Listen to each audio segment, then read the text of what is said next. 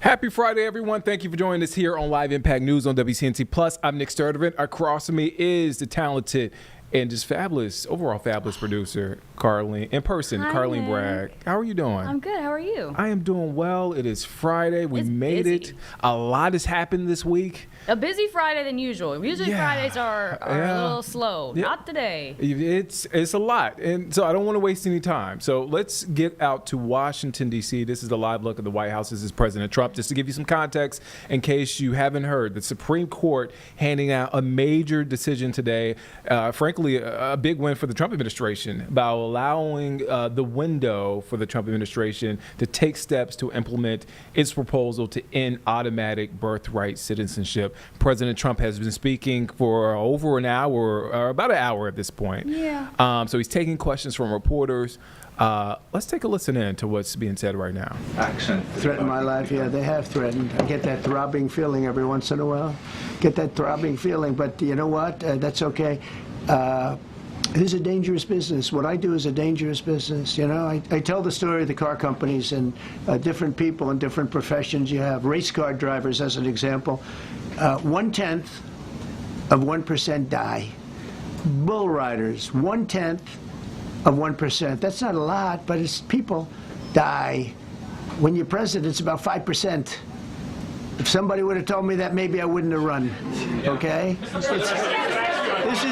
If This is a very dangerous profession.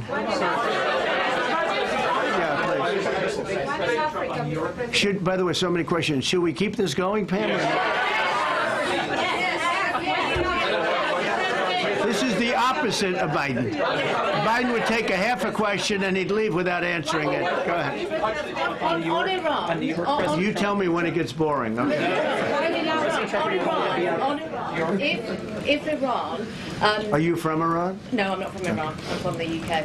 But if the intelligence reports conclude that Iran can enrich uranium to a level that concerns you, would you consider bombing the country again? Without question, absolutely. And have you had any conversations? Turned out to be unbelievable.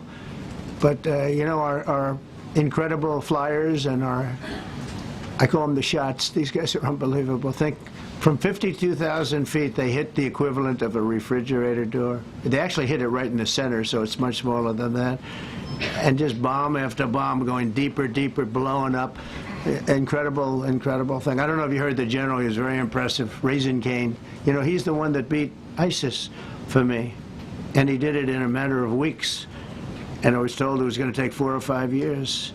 And when I got this job, I always said, if I get this job, I'm going to put that guy as the head of the Joint Chiefs of Staff. And Dan Kane, and he, when I heard his name was Raisin, his nickname is Raisin Cane. I said, you got to be kidding. So I liked him right from the beginning. But he knocked out ISIS in a time that nobody ever thought possible. And when this attack was completed and so successful, I said, now I know how you knocked out ISIS so quickly. But we have the best people, we have the best equipment in the world. I rebuilt the military during my 4 years, during my other term.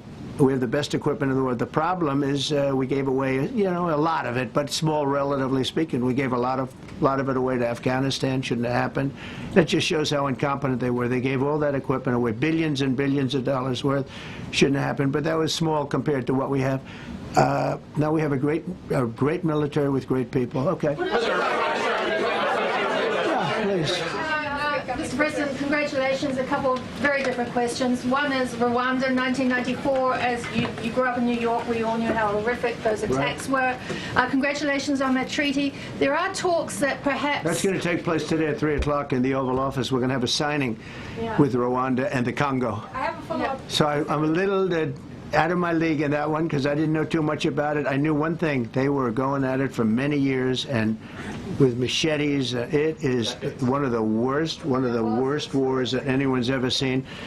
And I just happened to have somebody that was able to get it settled. I mean, just a brilliant person who is very comfortable in that part of the world. It's a very dangerous part of the world. I said, are you uncomfortable there? People are being killed. School children are being raided and killed. And I don't even want to say how, but as viciously as I've ever heard. Are you uncomfortable? No, that's the part of the world that I know. Very comfortable. Was able to get them together and sell it. And not only that, we're getting for the United States a lot of the mineral rights from the Congo as part of it. They're so honored to be here. They never thought they'd be coming to. Look, this is a very tough part of the world. They never thought, they were just telling me, they never thought they'd ever be coming to the White House, and they're so honored, and so we're going to give them a great big reception, but that's after many years of fighting. It's a great thing. That's at 3 o'clock, I believe. Sir, are you concerned at all about secret nuclear sites in Iran? You talk about maybe just secret nuclear sites? Yes, that there might be some that's not known. Really. Can I tell you, they're exhausted. And Israel's exhausted too. And I dealt with both of them. And they both wanted it settled, both of them. And we did a great job, but they're exhausted. The last thing they're thinking about right now is nuclear. You know what they're thinking of? They're thinking about tomorrow, trying to live. It's such a mess. It's such a mess. The place was bombed to hell. And no, I'm not worried about it at all. And I'm putting out a little statement. I'm going to respond to the Ayatollah's statement yesterday that we won the war. Oh, God, we won the war. And I said, look, you're a man of great faith, a man who's highly respected in his country. You have to tell the truth. You got beat to hell. And Israel was beat up too. They were both beat up. And it was a great time to end it. It was quick. They got the hate out. There was a lot of hate. A lot of hate. It would be great if they didn't have that hate. But the last thing they're thinking about is nuclear weapons right now. Please. Thank you, Mr. President. Iris Howe with NTD Research Media with the Epoch Times. Thank you Good. so much for doing this. It's Sure. very refreshing for all of us here, It's a I good believe, group. in this room. It's refreshing. Very refreshing. Yes, we haven't had Probably. this in, for the past I understand what you mean. So thank you so much for coming out here. Other to talk than to us. Caroline's done a great job. Yes, You're referring to the past administration, Yes, not to yes. Caroline, right? Yes. Back to the ruling today, if you don't mind. So you have always talked about winning for the American people. Right. How do you think today's ruling will enable you to further deliver for American families and workers across the country, not only when it comes to immigration, but also when it comes to trade, energy? What actions are you most eager to move forward Well, I with think now? taking power away from these absolutely crazy radical left judges is a tremendous. This is such a big day. This is such a big day. It's like it's sort of sad because we're doing the signing at 3 o'clock, and this may very well dominate the signing of a big war that was going on and really affecting the continent of. Think of it, the entire continent of Africa was being affected, and we're settling that war today, and this will probably be a headline. But this is a very big moment, and it gives power back to people that should have it, including Congress, including the presidency. And it only takes bad power away from judges. It really doesn't take power. It takes bad power, sick power, and unfair power. And it's really going to be, this is a very monumental decision. Yeah, please. Yes, President, thank you very much. On July 9th, is that July 9th date set for tariffs to snap No. back, or could there be a... We can do whatever we want. We could extend it. We could make it shorter. I'd like to make it shorter. I'd like to just send letters out to everybody. Congratulations, you're paying 25%. He doesn't want. He's a much nicer person than I am. Go ahead. Do you finish it up? Were you considering for the Federal Reserve then speeding up that process? I see that. Oh, he's terrible. He's terrible. I mean, I have a list of things. We're like 38 on the list. We pay, Cameroon and different places are paying the same as us. Because, you have somebody sets a rate at 4% or 4.5%. It's hard to go out and say we should be paying 1% when you have your so-called experts doing that. And the sad part is, as per the question that you asked about tariffs, we've had the tariffs, and we have less inflation than we had before. What we have is a hell of a lot more money, a hell of a lot more income, and we shouldn't be paying a rate like that. In other words, when we pay a rate, I'll tell you, each point is the equivalent of $300 billion. So if we had it down 3 points, because I think we should be at 1, you have Switzerland is at 0.25, in other words, 25% of 1%. And they're the number 1 right now, but we should be the number 1. And soon you're going to have, I think, you're going to have where the people will pay will pay, like we had a few years ago, where you put up money, you loan money, and I mean, you actually, instead of paying, you get paid. I love that. I don't know if it's any good, but I love it, where you put up money and you get paid. But we should be in a category, so we should be at the top of the list, not toward the bottom of the list. But we have a man who's not a smart man, and he probably has Trump derangement syndrome, and he's just not a smart person. What he's doing, though, is hurting us for years to come, because if we borrow money at 2 points higher than we should be paying, that's $600 billion. Wouldn't you say those numbers are about right, Scott? So it's 2 points would be about 600, actually more than that, but about $600 billion, all because the guy doesn't want to lower the rates. He's doing the service, a very disservice, and then he goes up and talks about, I'd like to see costs come down. He gets up and he does his little thing for 5 minutes, and he goes out and he goes back to the beach. He goes, I'd like to see costs come down. Well, he could lower the interest cost by $900 billion a year. All he has to do is lower rates. And everybody's saying, I was watching some of the business shows today, and they're saying, Trump's right. He should really be cutting. The country's doing well. We have no inflation. Now, despite him, we're doing great. But if we got the rates down, we would be a rocket ship. So I think that'll be it. And I just want to thank everybody. This is a really big day. We've had a big week. We've had a big week. We've had a lot of victories this week. NATO was a tremendous victory. The war was a tremendous. Look, we were talking about this for 30 years, about Iran being nuclear. And all I said is it will not be nuclear, and it's not going to be nuclear. And, I want to give credit to a lot of people, and most importantly to our great military. Boy, they put out that fire. Once that happened, once those bombs got dropped, that war was over. That war was over. But I just want to compliment them. Incredible. The general and all of his generals. Pete Hegseth was great. They were, and now I want to compliment Pam. A lot of genius went into this. People, if you don't say it exactly right, if the Supreme Court doesn't get it because it's incorrectly spoken about, and that happens. A lot of cases are lost because they don't say the right words. But I want to correct. She's going to go down as a great attorney general. I may change my mind about that. I don't know. Maybe someday I'll have to call and say I was only kidding. She's going to go down as a great attorney general. This was a tremendous win, and we've had tremendous wins, but this was a tremendous win today. So I just want to congratulate you and Todd and your whole staff. Very brilliant people, and we can't forget John Sauer. That's right. Who was with. There's a medical emergency within his family, so he's taking care of that, and we said absolutely. So I just want to thank everybody very much. Thank you. Jeff Bezos on his wedding weekend. Thank you, Mr. President. Thank you, sir.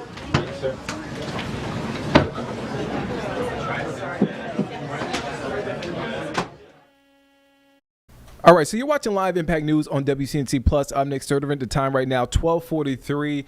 The White House, I was about to call it a briefing, but press conference just wrapped up. And this came after a major decision from the U.S. Supreme Court. So a divided Supreme Court. I want to read you what AP News has right now on their website. A divided Supreme Court ruled that individual judges lack the authority to grant nationwide injunctions. But the decision left unclear the fate of President Donald Trump's restrictions on birthright citizenship. Now, the court today, on Friday, issued on the final 6 cases that were left on its docket for the summer, including emergency appeals relating to Trump's agenda. So I just kind of want to list off some of the things in some of the cases. Obviously, as far as the lack of authority to grant, or the lack ruling that individual judges lack the authority to grant nationwide injunctions.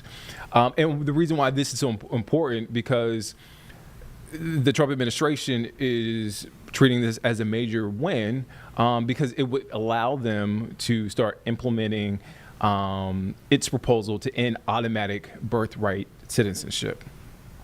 Also, on what the Supreme Court is deciding on, has decided on, the court sided with Maryland parents with religious objections to school book material, also preserved a key part of an Obamacare Affordable Care Act coverage requirement, also upheld a law aimed at blocking kids from seeing pornography online, and maintained a fee subsidizing phone and internet services in schools, libraries, and rural areas. So these are the issues that the U.S. Supreme Court has decided on.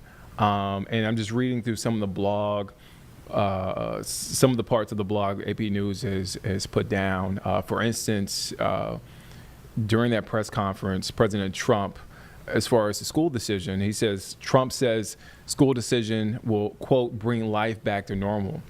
He also goes on to say, I think the ruling was a great ruling, he said, about the Supreme Court's ruling allowing parents to withdraw students and their children from public school lessons using LGBTQ plus materials. Trump added, quote, they lost control of the schools, they lost control of their child. This is a tremendous victory for parents, as according to President Trump. I'm reading a blog. Some of was written down on this blog by AP News. He also, President Trump, praising Justice Barrett, Justice Amy Coney Barrett. Justice Amy Coney Barrett was the third of Trump's 3 Supreme Court nominees from his first term, and she recently faced some criticism for decisions that were not considered necessarily conservative. But Trump brushed off that sentiment on Friday and said, quote, I just have great respect for her. I always have. He said, quote, her decision was brilliantly written today. So a lot happening when it comes to the Supreme Court. I know I'm throwing a lot at you, but I want to sum it up with this. I'm going to go back to an NBC News article that kind of gives you the big headline, the big chunk of what's happening. The Supreme Court on Friday, which is today, handed a major win to the Trump administration by allowing it to take steps to implement its proposal to end automatic birthright citizenship. In a 6-3 vote, the court granted a request by the Trump administration to narrow the scope of nationwide injunctions imposed by judges so that they apply only to states, groups, and individuals that sued. That means, for example, the birthright citizenship proposal can likely move forward, at least in part in the states that challenged it, as well as those that did not. I want to get to a statement. Let me fire my laptop back up. Attorney General, North Carolina Attorney General Jeff Jackson gave us a statement regarding this. Hold on for one moment.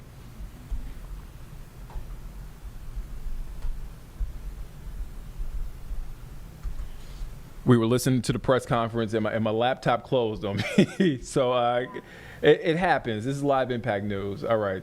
I want to read you a statement from Attorney General Jeff Jackson, his office. All right. So Attorney General Jeff Jackson's statement on SCOTUS decisions. And again, this is a statement from Attorney General Jeff Jackson in North Carolina. So Attorney General Jeff Jackson released the following statements on some of the decisions released by the Supreme Court today in Trump versus CASA. Attorney General Jackson was part of a group of 19 attorneys general defending the 14th Amendment of the United States Constitution. Attorney General Jeff Jackson's statement, it reads, quote, because we took action to defend the Constitution, North Carolinians can still have their 14th Amendment right to full citizenship. While this case has been sent back to a lower court for review, our position remains unchanged. The language of the 14th Amendment is clear, and we are going to defend it, end quote.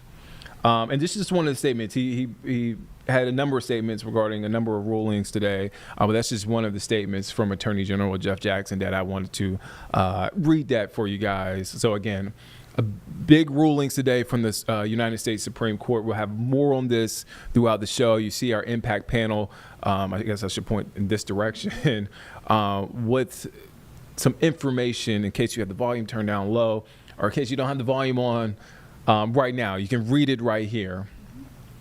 And again, just to give you a little bit more time to read it, I just want to reiterate from NBC News, the Supreme Court on Friday handed a major win to the Trump administration by allowing it to take steps to implement its proposal to end automatic birthright citizenship, basically narrowing the scope of nationwide injunctions imposed by judges.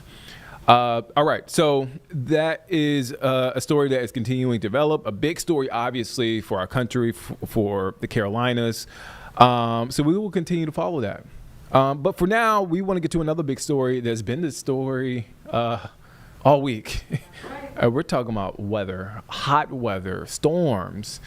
We are not weather alert today, but we've been weather alert pretty much all week because it's been so hot. It's been hot. We've had storms. It's been a lot of Icks. Yeah. It's been. Today's a pick, though. Today's a pick. Today's a pick. It's cooler outside. I won't say much cooler, but it. I mean, I walked out during my little break. It felt better. It felt. Yeah. Oh my God. Yeah. 10 times better than it did a couple days ago. It doesn't mean you should stop wearing the sunscreen. No. Drinking the water. You still gotta hydrate. And wear a hat and your sunglasses. Protect and stay yourself. safe in the sun, but. It's a little bit easier to breathe outside. A little easier. Yeah. A little easier to walk and do what you got to do. So let's get over to meteorologist Majestic Storm with a look at your forecast. I'm WCNC meteorologist Majestic Storm, and boy, it is a gorgeous start to our weekend. We have plenty of sunshine out there.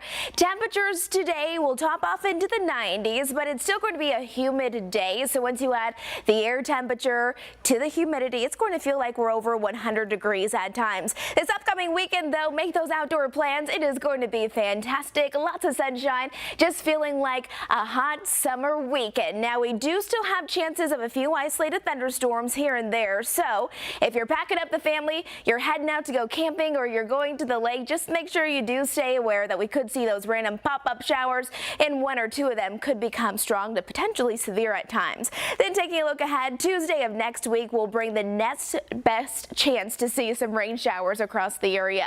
Yesterday we topped off at 93 degrees. Today we're forecasting 94, so a little bit warmer, not a whole lot though. You can see though overall over the next several hours, holding on to lots of sunshine. Few clouds will start to roll through, and then as we head towards the evening hours, those temperatures will begin to drop down into the 70s. So if you're heading out to go watch some live music tonight, I think it's going to be a perfect night to do that. Anything for your Friday evening. All right, let's take you out to the mountains where it is gorgeous today and comfortable as well. 77 for our good friends out in Banner Elk, 76 in Blowing Rock. Noticing those cooler temperatures today, the last few days, even in the mountains, have been rather warm into the 80s. Today, though, as we're heading out towards the foothills, we're looking at Lenoir right now, 90 degrees for your high, 92 in Morganton, and 91 in Hickory. Now, we do still have a few chances of some showers and thunderstorms, but this is not going to be widespread. So make sure you're still getting outside, watering your garden and your flowers early in the morning or later on in the evening time. 92 will be your forecasted high today in Lincolnton, and 94 out towards Gastonia.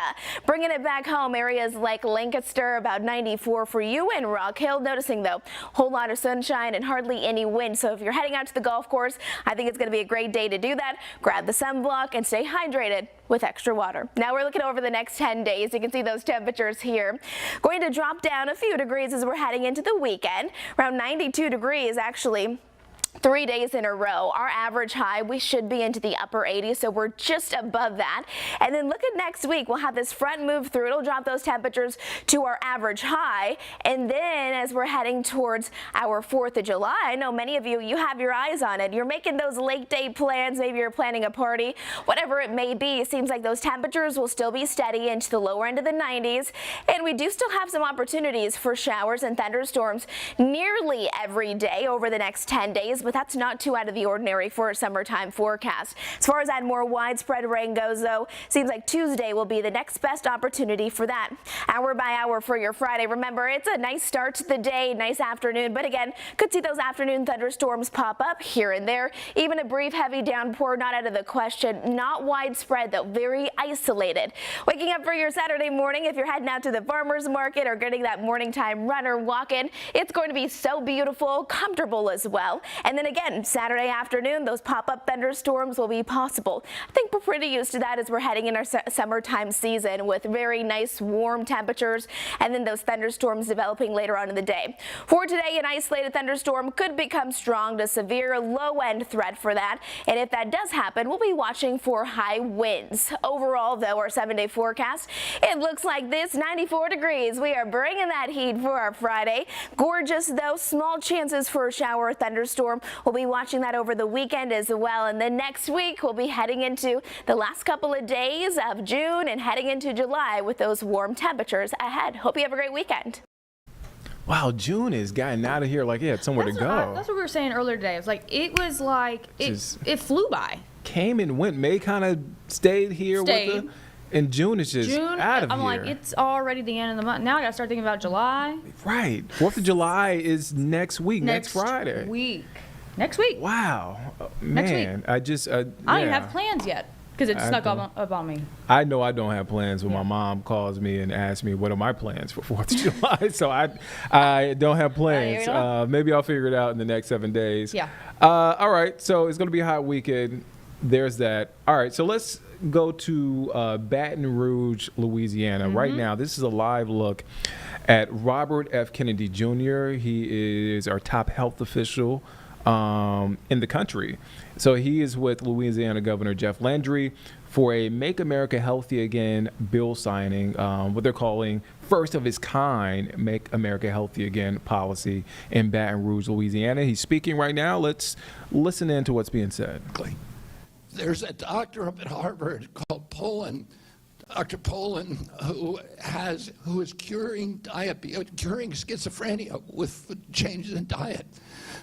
These studies of prisons showed that there was an 85% drop in assaults after they switched out the processed food. In the juvenile detention facilities, there was a 75% drop in the use of restraints. There was a 38% drop in violence among all these prisons. There was, in one juvenile detention facility, there was a 100% drop in suicide. So getting good food to our state institutions, to our public schools, is absolutely critical. The poisoning is not just affecting their health. It's affecting everything. It's affecting the mental illness, the depression, the alienation, the suicide rate, and the mental illness rates. And Governor Landry often talks about bringing the American dream to Louisiana. A healthy person has 1,000 dreams. A sick person only has one. And that's that they can live a day without pain, without this loss of energy, without having to take these expensive medications. And we can do that for our kids. And we have a moral obligation and a patriotic obligation to do that. And these steps today, this is the SNAP waiver that Governor Landry is now filing with my colleague Brooke Rollins at USDA. It is the most sweeping. I've been signing SNAP waivers with governors all over the country. Yesterday, I was in Oklahoma with Governor Stitt signing one, and he's getting rid of candy and soda on SNAP waiver. And by the way, we're not in any state. If you want to drink a soda, you ought to be able to do that. And Americans should have a choice about whether to poison themselves or not. We're not trying to take that away from them. But the federal government should not, taxpayers should not be paying for you to do that, and then paying for the outcomes after you make yourself sick, paying for treating the diabetes and the heart disease.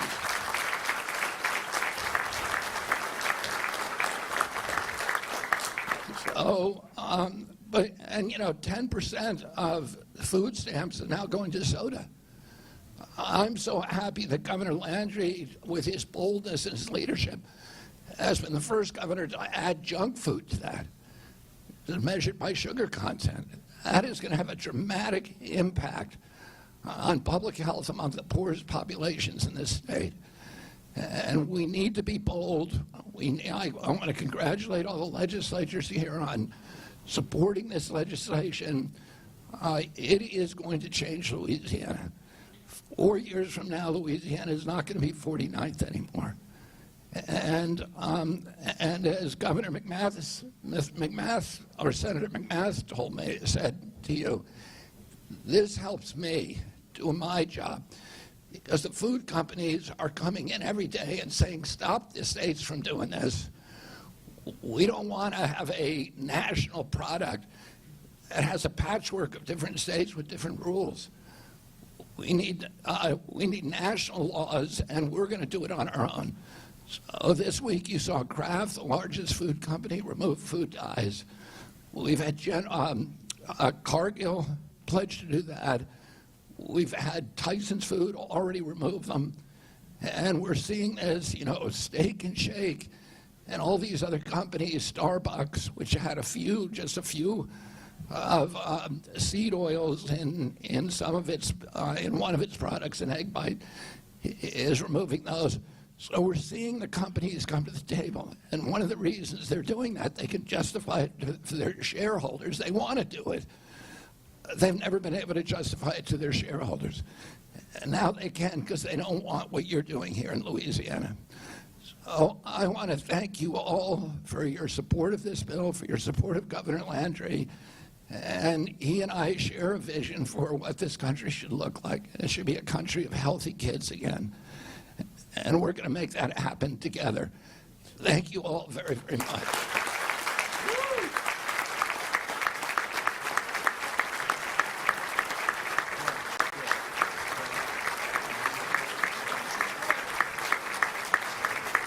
How about that, huh? Is that unbelievable? Mr. Secretary, if you would come on my left, and Senator McMath, we're gonna sign these historic bills, and I want the people in Louisiana to know what a great friend Secretary Kennedy is to Louisiana. He was one of the only people during COVID, when we were pushing back against those restrictions, that cared enough to come down to Louisiana and to testify before the House. His commitment to our children here in Louisiana and to America is unwavering. And I also think we should thank President Trump.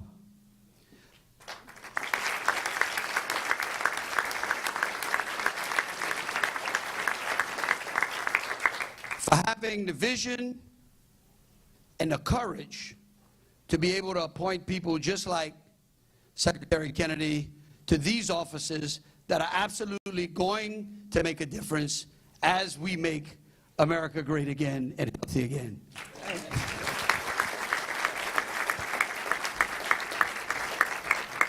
All right, Mr. Secretary, we're going to sign this. The good senator said that he'd let you have the first stop. I'll give him the second one. Is that what you said? Since you gave you a promotion, you should be able to, yeah.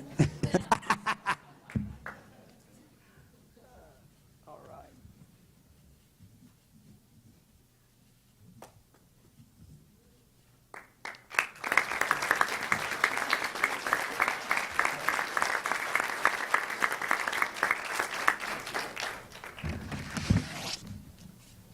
All right, one for you.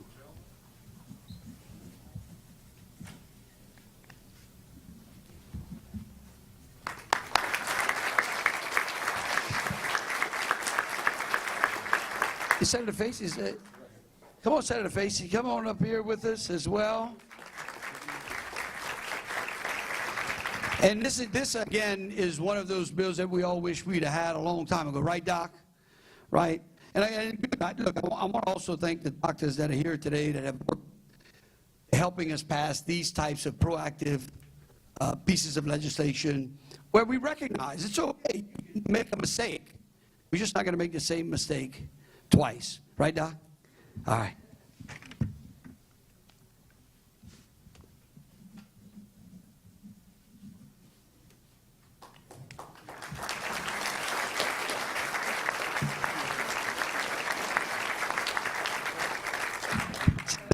Thank you. And then lastly, this is going to be our request to Secretary Rollins and the Trump administration. Again, asking the federal government to grant us a waiver in a STEM program so that we can ensure that those who need nutrition the most, who are the most vulnerable, will have access to nutritional food. I can tell you, Secretary Kennedy, I remember as a member of Congress debating, I got a better one? Debating the Farm Bill.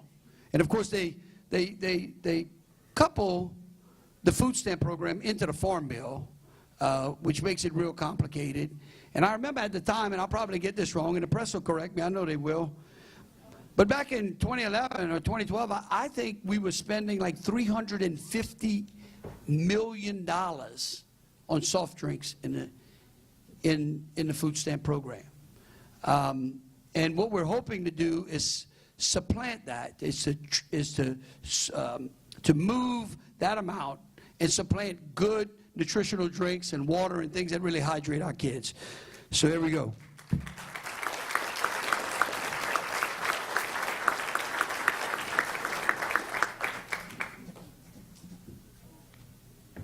And then also we're going to ask Secretary Rollins to also allow those recipients to be able to purchase things like rotisserie chicken as well, things that are very healthy for them as well.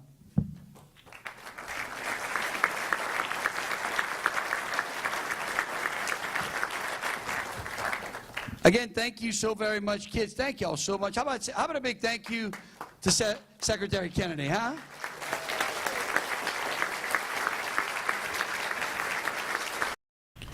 All right, so you're watching Live Impact News on WCNC Plus. I'm Nick Sturtevant. Right there, you're watching live. That is Robert F. Kennedy Jr., along with Louisiana Governor Jeff Landry, signing what they're calling first of its kind Make America Healthy Again policy in Baton Rouge, Louisiana. That event wrapping up as we speak. On the top right of your screen is a shot of a podium in Chimney Rock because Chimney Rock reopens today, and we are waiting to hear from North Carolina Governor Josh Stein, who will be there. Let me read what I have on this. Read what you have. I'll read what I have. All right, so I want to make sure I get you the information. So bear with me, folks. All right. Today, I was about to say tomorrow because of what the release says, but today, Governor Josh Stein will join state and local officials to reopen Chimney Rock State Park. The park is reopening. It's hard to believe. Exactly 9 months after Hurricane Helene swept through the region. So yeah, we are expected to hear from Governor Josh Stein.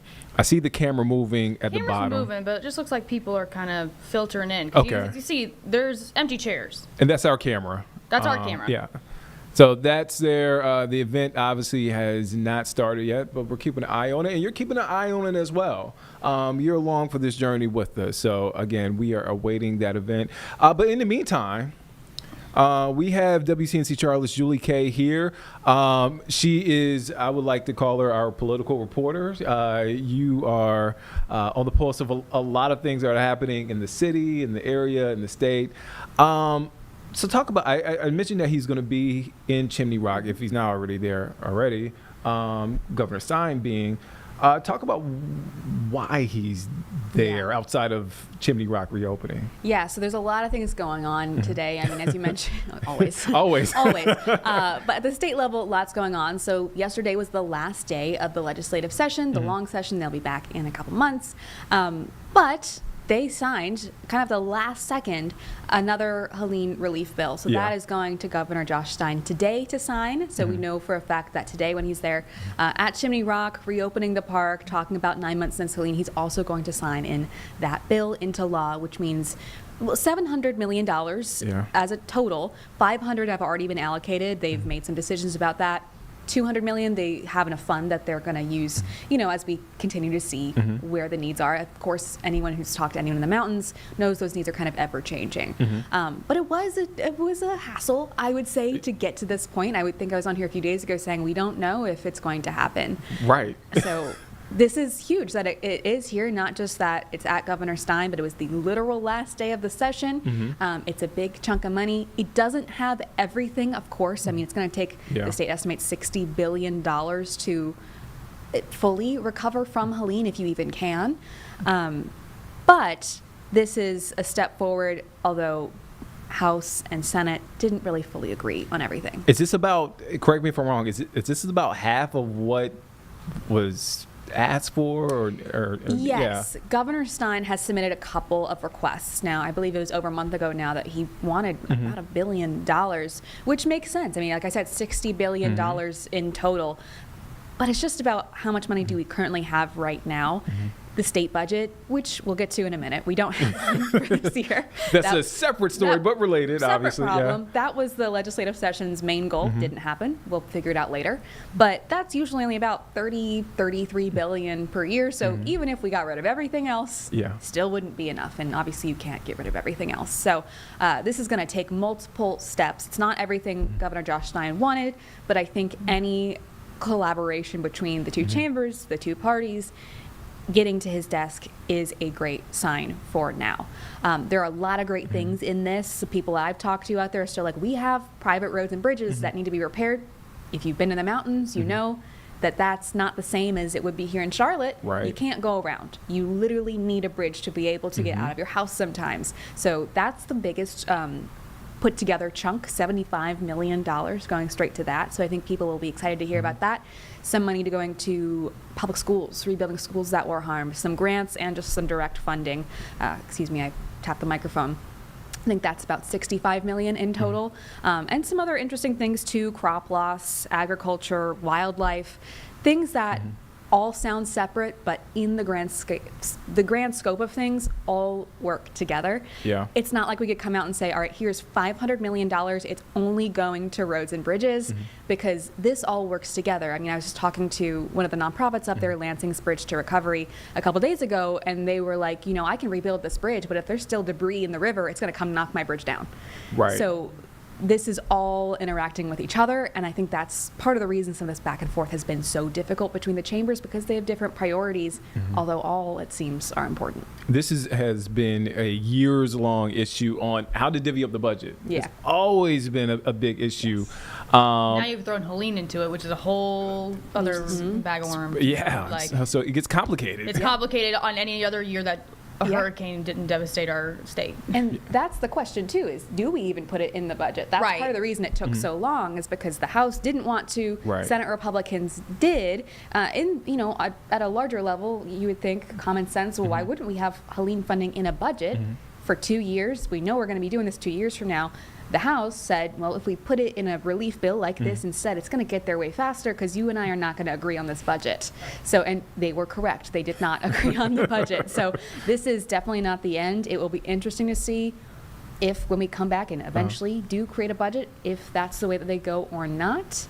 But that also means you're tying Helene relief to all sorts of other things that people don't necessarily always agree with. So that's part of the reason it took so long, and part of the reason the House wasn't so supportive of putting it in the actual budget.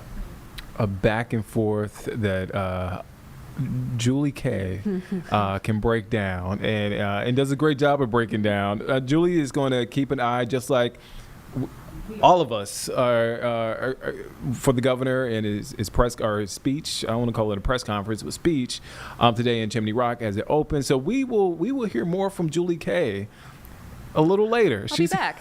She'll be back. We'll be here. I promise. She'll be back, guys. All right. So you see the empty chairs there. You see the podium. It was supposed to start at 1. That's what it said. Yeah. Just to be transparent with everyone. Just to be transparent, it did say it was supposed to start at 1. Yeah. There's, as you can see, there's empty chairs. So we don't know. Yeah. We don't know. It's unclear what time or if the governor has arrived, but he will be there this afternoon. So we will hear from the governor. We'll also hear from Julie Kay after the governor speaks. So there is that. So again, we're going to keep an eye on this in Chimney Rock. Chimney Rock set to reopen this afternoon after being devastated by Hurricane Helene. All right, let's come back home. Let's talk about the NBA. Let's talk about the draft. So the Hornets had a big couple of nights. A lot of opinions. How do you feel? How do you feel as a Hornets fan? I'm okay. I'm okay with it. I'm really like, if you gave a grade, what kind of grade? B minus. That's, you know what? Yeah. That's passing. It is passing. I've seen C on some.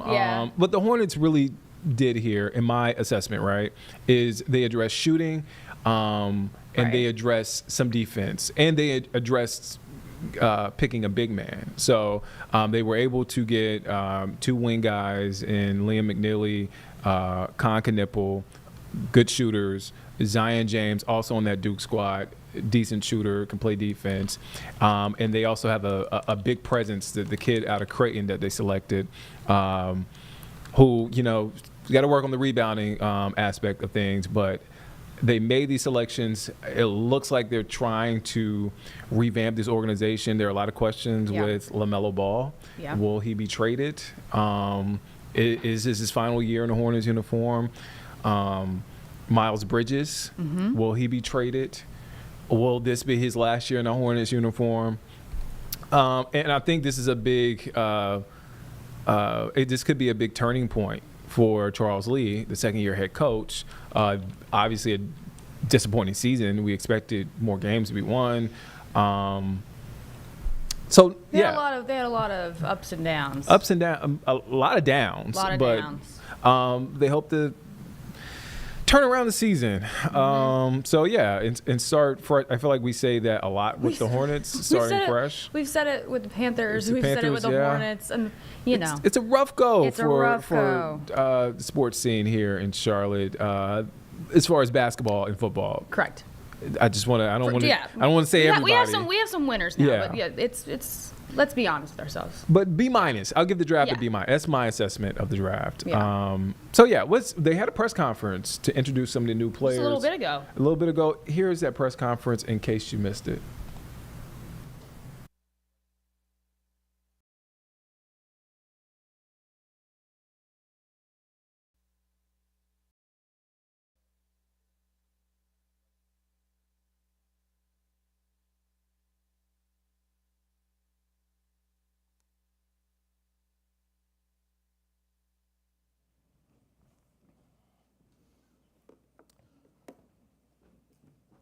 Good afternoon, everyone.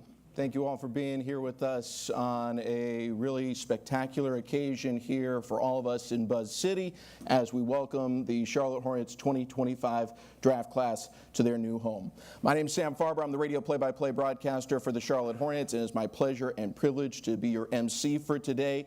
Before we get started, obviously, normally we would host events like this at our home Spectrum Center, which is currently undergoing its reimagination in anticipation of the 25-26 season. So we want to say a big thank you to our friends and partners from Lowe's Home Improvement for hosting us here in this beautiful space, the Tech Hub Auditorium, a great space for this great occasion.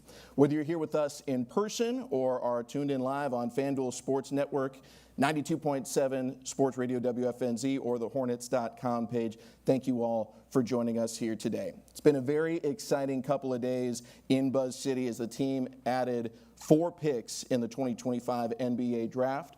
On stage, we have the 4th overall selection out of Duke, Con Knipple, 1st-round pick Liam McNeely out of the University of Connecticut, and then on the 2nd day of the draft, round 2, the Hornets added 2 more picks, Sion James, also out of Duke, and Ryan Kalkbrenner out of Creighton University. As we build this new era of Hornets basketball, we're thrilled to build out around our core with young, versatile talents and extraordinary workers with high character, such as the group we have on stage with us today. Joining them on stage at the end, we have Hornets head coach Charles Lee, and we've got President of Basketball Operations Jeff Peterson, who's going to tip things off with an opening statement. Thank you, Sam. You guys hear me? All right. There we go. Welcome to everyone. Thank you guys for being here, season ticket holders, media members, Hornets employees. Really appreciate you guys just coming out to support. Special welcome to Con, Liam, Sion, and Ryan, and of course to their families and friends for joining. Just can't tell you guys how thrilled we are to have you guys a part of the organization and our family. You guys have done a tremendous job of raising, they're good basketball players, but they're better people. And we're just, again, really, really excited to have them here with us and moving forward. You know, throughout the process, we thought it was important to again, identify players who fit what we're about. And these 4 gentlemen, they embody everything that we want to be about in terms of just competitiveness, versatility, IQ, you know, and just their willingness to be a part of the team and make people better. So, again, cannot tell you guys how thrilled we are to have them a part of our organization and our family. And it's an exciting day for the Hornets. And we can't wait to see what they do on this journey coming up. So, with that said, we'll open it up to questions. Jeff, thank you very much for the assembled media here. If you would like to ask a question, please raise your hand. A member of the PR staff will get you a microphone. And if you'd be so kind, seeing as it's your first time meeting our draft picks, let us know who you are and who you're representing. Hello, can you hear me? Congratulations, everybody. Sam Perley with Hornets.com. Welcome to Charlotte. I'm curious, there's a little bit of familiarity amongst you guys. Just kind of for each one of you, Con and Sion, you guys obviously played together. So I'm curious, how would you best describe the other person's game and what the team is getting from, you know, your previous college teammate? And then for Ryan and for Liam, you guys played against each other in the Big East kind of the same way. What do you, from being on the opposing side, what are the Hornets getting in the other person? Sion's a great teammate, first and foremost. Obviously a great player, but he's a guy that's willing to do anything that the team needs to win. You know, he's a great rebounder, great defender, smart with the ball, makes good decisions. And he can really knock down threes out the catch and shoot. So he's a guy that brings a good versatility to the Charlotte Hornets.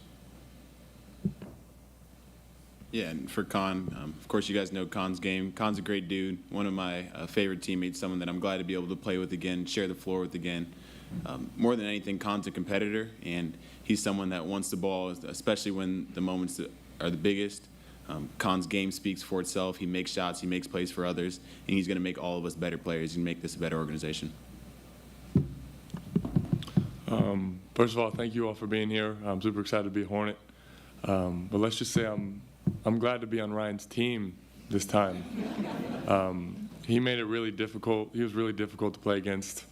He's like a 7'5" wall in front of the basket.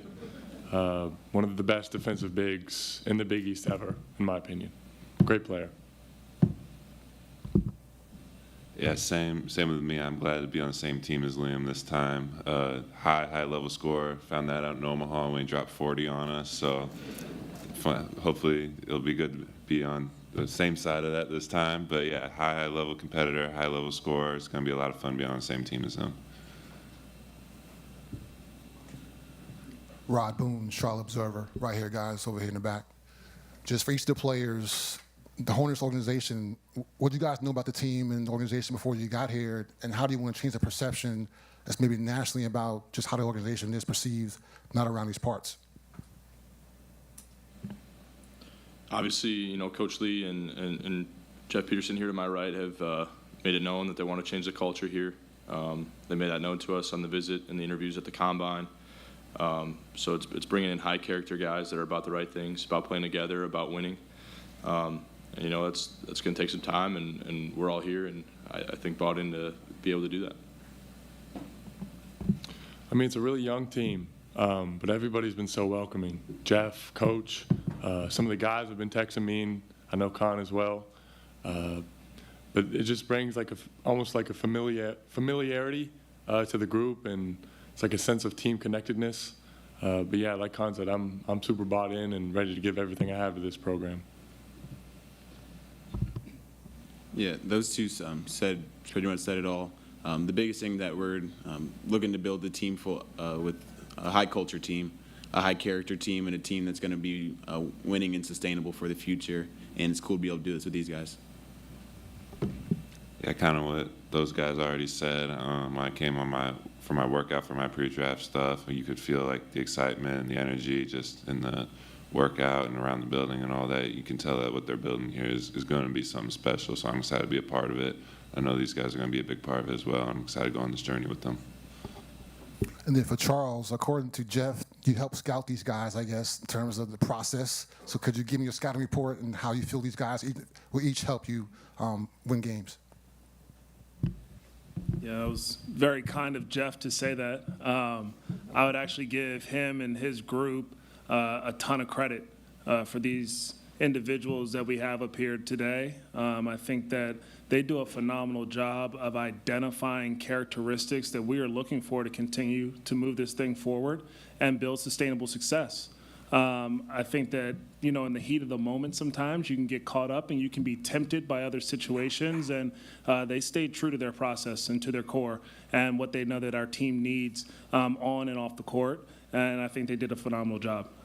Every now and then if they ask me to impart some jewels of what I think they could add to our team or to our culture, I would try to do that. I would try to study, but I could never keep up with them with how much film they watch. But, you know, just going down the line, I think they all have different skill sets.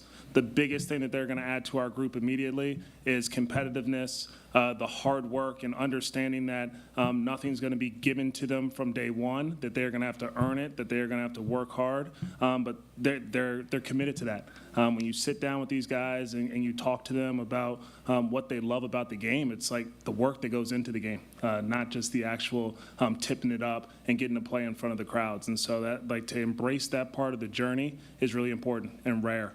And the other part that I think that they're going to bring is just another level of togetherness and a commitment to sacrificing whatever's needed to help the team win and help the team continue to move forward. Hi, guys. Over here on the left, Will Pelagic from WFNZ, the radio home of the Hornets. In terms of, for each of the players, the teammates that you now will see, the existing Hornets players, for each of you, what excites you about some of the players that you guys have seen play in the league and now are your new teammates? Well, I just think for me, I remember Coach Lee talking about players watching the workout. So when I was here, there was a bunch of guys watching me work out. I didn't see that every workout I did for the other teams. There wasn't that level of interest. So you feel that support. And, you know, the guys calling you and texting you. That's really special, especially on the night of and the day after. Makes you feel like you're a part of something right away. I kind of like what Con said. Like I was getting texts from the guys pretty soon after I got drafted. I mean, that's just a cool feeling. NBA players are texting me. I still feel like a kid, so it's pretty cool. But there's a lot of talent on this team, a lot of young talent, and I'm super excited that this group is going to add to that. Yeah, I would second what they said. The biggest thing I know is just a lot of talent in the room. We're going to walk into a locker room full of talent and full of a bunch of guys who can get after it, and we're going to have to compete for everything. And it's going to be awesome. It's going to be fun, and we're going to get better because of it. The same thing these guys said, especially Con, when I was at my workout for pre-draft. Like, some of the guys who were already on the team were around and were talking to us, not just like acting like we weren't there, and actually showed an interest in us and getting to know us a little bit. So definitely exciting going to that type of locker room where like everyone in the locker room wants to get to know you and help you along and build something special. And quickly for Jeff and Charles, this infusion of 4 young players skews the roster a lot younger. How much does that excite each of you that you now get 4 new guys to kind of help from the ground up, and it adds to not only the youth of the roster, but you talked a lot about Hornets DNA. How much does it impact you guys being able to do that from the ground floor all the way up? Yeah, look, I think the youth is definitely important. More than anything, I would say is these guys are winners. It was a huge part of the equation in wanting to draft them. Whether it's in high school or college, they all have a ton of accolades, but winning is the priority for them. They hate losing more than they love to win, which is what we want to be about. Jeremy Grandison, ESPN Charlotte, second row back here, guys. Question for Coach. Can you talk about how these plays, for like a lack of better words, open up the playbook on offense and defense for you, guys like Ryan and guys like Sion, and then Liam and Con as well? It's extremely exciting. I actually, text Jeff after the draft and was like, heck of a job. Like, we just got so much better in a lot of different ways. And I think that we now defensively, because that's always like the way to my heart, we've added a couple guys, 4 guys now that like compete their tails off, and to have the 4-time Big East Defensive Player of the Year on our side, and having a guy that I think can help us really anchor our defense and help us protect the paint, and then the versatility from the other 3 guys to guard multiple positions, to refuse to be screened, the active hands, all the winning plays. I believe it was Khan's highlight film during the ESPN draft where like he's diving on the floor and then he's yelling at the crowd. Like, we need those type of plays, those 50-50s, and so we're going to get a scrappy, gritty group defensively, and then offensively we're adding some shooting, we're adding some IQ, we're adding guys that can play with each other and play off the ball, play on the ball. So like you said, the playbook gets to really expand as they continue to grow as well. This is Richie of BuzzBeat over here to your left. This is directed at Con and Liam, if you have time. When we think about your game, we think about the three-point shooting. That's the first thing that comes on the scouting report. But with NBA defenses, maybe shading you inside the arc, can you speak to your level of comfort playing with the ball in your hands and just why it's important to counter that on the NBA level in terms of not just being billed as a three-point shooter? Yeah, I think obviously the three-point shooting, like you mentioned, is a huge part of my game, and I think I'm more than that, obviously, and I've always been more than that. I think I showed that at Duke this year, my ability to play with the ball and ball screens, to attack closeouts, to be crafty in that way. But yeah, I think there's more than just the three-point shooting in my game. At UConn, I had to do a lot more than I expected. I had the ball in my hands, and I was just forced to create for myself and others. So that got me outside my comfort zone, and I mean, that forces you to get better, and I got comfortable towards the end. So yeah, I'm looking forward to it. Hunter Bailey with the Charlotte Observer for Sion and Ryan. I mean, it's been less than 24 hours since you guys got drafted to the NBA. What has that been like? What kind of whirlwind, and have you slept at all? Yeah, it's definitely been a whirlwind. It's definitely been quick. My parents are right here in front of you, and you can see they're still real sleepy for sure. It's awesome, though. This is what you dream of. We knew it was going to be a quick turnaround. We knew everything was going to happen really quickly. But the excitement is keeping me up, keeping me energized, and this is awesome. Yeah, same deal with me. I think me and my wife got 3 hours of sleep last night trying to catch an early morning flight to get here, but I mean, it's all worth it.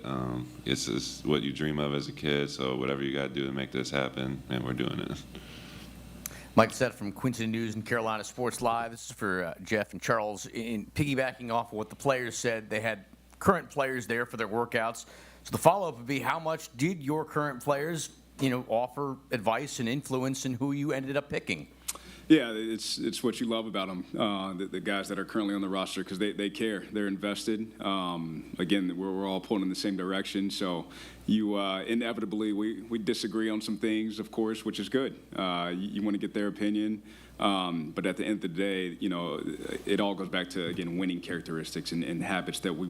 You're watching Live Impact News on WCNC Plus. We want to shift away from that press conference from earlier. The Hornets organization introducing its newest draft picks to here. Just Chimney Rock. The town opens today after being devastated by Helene. Governor Stein is there. So let's listen in to what's being said. That press conference, or I keep calling it a press conference, but what should we call it, Carlene? Briefing. Is underway right now. Let's take a listen in. It was a rough time. If you saw as you came in, the village has had a lot of destruction, and from day one, State Parks was here. We were trying to recover it as best as we could, trying to get our equipment, help our people, everybody in town. What are you waving at, man? You're distracting me. You're distracting me. You man there. So yeah. State Parks, we lost our bridge down there. So that was a major, major loss for us. We couldn't get anybody up, even our emergency responders. We lost the Old Rock Cafe. The guard shacks are still there standing. Got here, we had to find a way into the park. They cut a new logging road in. It's about a quarter mile long, up here to the park. And after they did that, they asked me one question. Can we fly the flag? I said, yes, we can fly the flag. They went up there, and they put up that flag half-mast. And as they did that, we had responders here, Lake Lure officials and other rangers and maintenance guys here in the Chimney Rock Village look up, and they could see that flag, and that was hope. From that day on, we had hope that the mountain was still here, that the park is still here, North Carolinians are still here. Here we are 9 months later, and today we went up there and rose that flag again to celebrate that we're here, this mountain is open, and you can come back. You can come back to Western North Carolina, come back to Chimney Rock. We're so excited. We couldn't have done it without all the partners here, everybody from our community people, the good old boys who were cutting people out, to all our local officials and county officials, all the way up to our federal government who came in and helped. So we want to thank everybody for everything they've done, and we couldn't do it without the leadership of this man right here, Governor Josh Stein.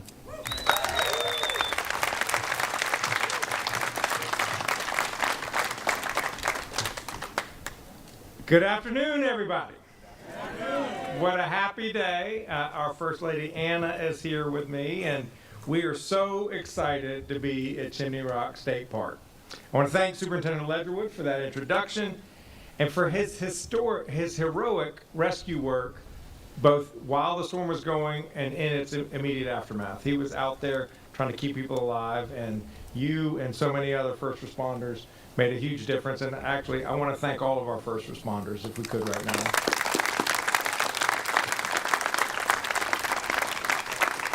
A lot of folks worked really hard so that we could be here today. I want to thank the Department of Natural and Cultural Resources. I want to thank the state parks. I want to thank the Department of Transportation. I want to thank the local Chimney Rock and Lake Lure leaders and the state legislators for all of their tireless efforts to get us here today. I see Representative Jake Johnson back there, Representative Carl Gillespie over here, Representative Eric Ager right here, Senator Julie Mayfield, Senator Tim Moffitt. Is Representative Scott here? Oh, Representative Paul Scott is here. Thank you for being here as well. I want to give a lot of acknowledgement to our Secretary of Department and Natural Cultural Resources, Pam Cashwell, and Secretary of Transportation, Joey Hopkins. They worked together like the team that they are to move as quickly as they possibly could so that we could get across that river and be back up here. Let's thank both of them.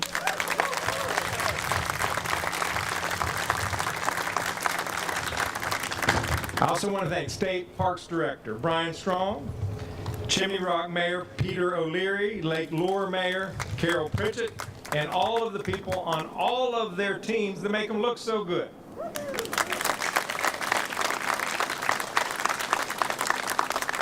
I see a good longtime friend here, former Lieutenant Governor Walter Dalton, one of Rutherford County's finest. Before he was lieutenant governor, he was in the state senate. And when he was in the state senate, it was his legislation that established Chimney Rock State Park. Walter, thank you. And always great to see Lucille right there with him. Thank you, Lucille. In a typical year, about 400,000 people come to visit this state park. But this year has been anything but typical. 9 months ago today, Hurricane Helene swept through western North Carolina, leaving a wake of devastation behind it. Floodwaters filled with debris wiped out bridge after bridge, including the bridge that carried people over the Rocky Broad River here to Chimney State Park. Chimney Rock, the town, was hit about as hard as anyone. Much of it washed down the river. A third of the town's 46 businesses were destroyed, including Peter's, and many of them, and the rest of them, experienced some other type of damage. It's a town of only 130 people. Many of them have been here for generations. Immediately after Helene, the questions of how and even whether to rebuild were being asked. 9 months later, the folks of Chimney Rock are answering that question loudly and clearly. Every day, they rebuild and restore their community, making impressive progress along the way. If I've learned one thing about the people of this state, and of Western North Carolina in particular, it is that they are resilient. Today's reopening is a huge achievement. Volunteers and state crews have restored the trails. The Department of Transportation built that awesome temporary bridge and fixed up the roads so that we could ride up them. And now, because of so many people's commitment and hard work, I am absolutely thrilled to declare that Chimney Rock State Park is reopened.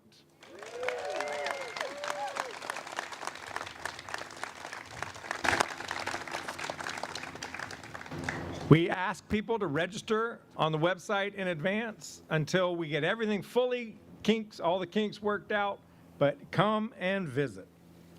Chimney Rock is just one of the many places that makes Western North Carolina unforgettable.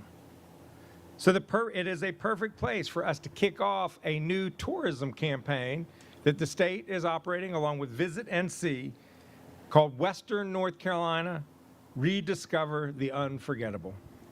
In partnership with Visit NC, I'm pleased to announce a travel and tourism initiative designed to get people back out west and help them rediscover this unforgettable part of our state.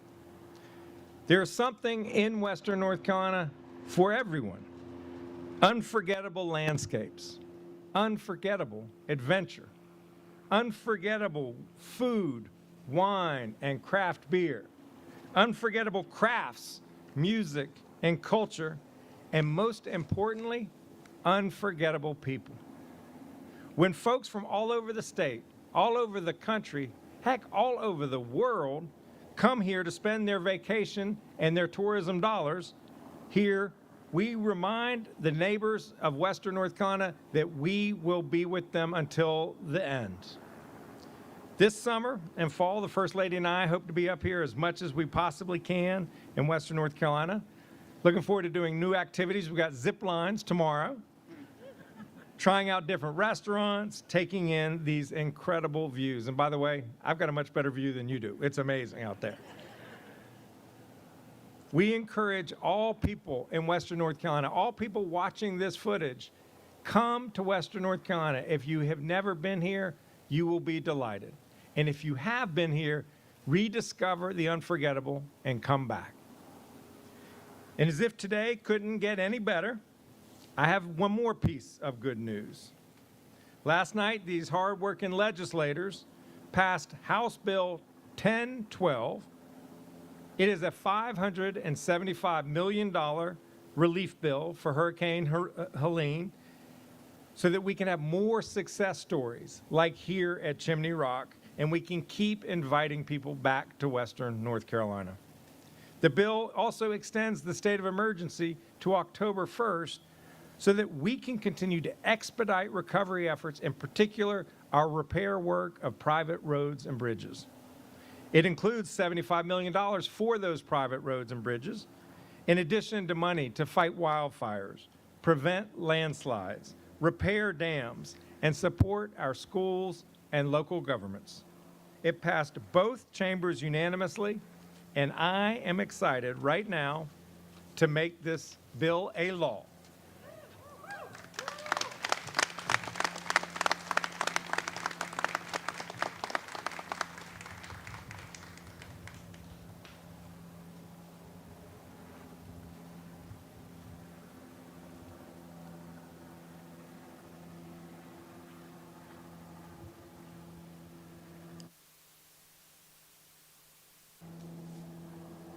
More money for Western North Carolina recovery.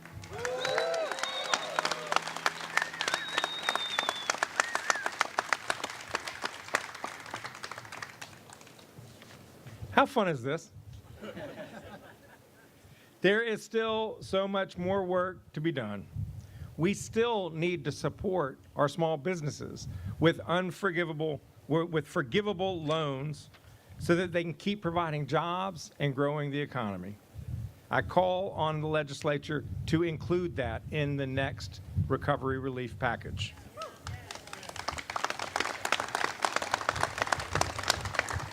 We still need to invest in more affordable housing because too many renters have lost their homes. We still need to invest in resiliency, whether it's dealing with flooding or downed power lines. And we need Washington, D.C. not to forget us. I have an $11.5 billion appropriation request sitting before the Congress and the administration as we speak.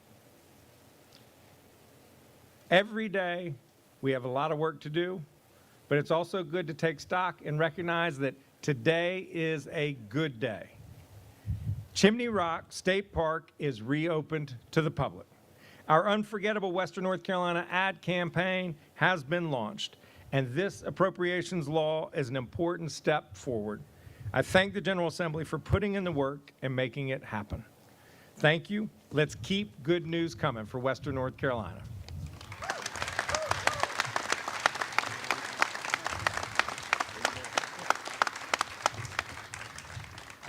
Good afternoon, everyone. I'm Pam Cashwell. I get the honor of serving as Secretary at the North Carolina Department of Natural and Cultural Resources, also known as DNCR, and we get the pleasure of managing all the things that people love about North Carolina, everything from our arts to our parks and so much in between. Thank you, Governor, so much for your work to help us get Western North Carolina back on its feet. The governor appointed me as cabinet of this agency right at the end of 2024 so that we were all ready to hit the ground running in January. And one of the first directives that he gave to our cabinet was that Western North Carolina was to be a priority for us. And so in my third week on the job, I was here in Chimney Rock meeting with Representative Scott, with both the mayors of Lake Lure and Chimney Rock and other local officials, and we walked around at the bottom of the park. We talked about where a bridge might be, and I can tell you that the local officials impressed upon me in the strongest of ways that we needed to move swiftly as possible to get this park back open. And that is because of the importance of this park to the economy here in this community. I immediately committed that we would do exactly that because I knew that Secretary Joey Hopkins of the Department of Transportation and that Governor Stein both shared that commitment that we would do everything we could to get this park back open just as quickly as possible. So many people have done so much work to make today come to fruition. I again want to recognize and thank Superintendent Ledgerwood.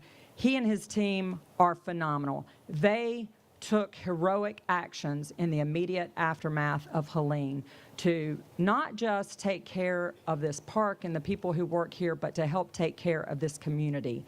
And so I would ask you all again to just join me in giving a huge round of applause to all of our park staff.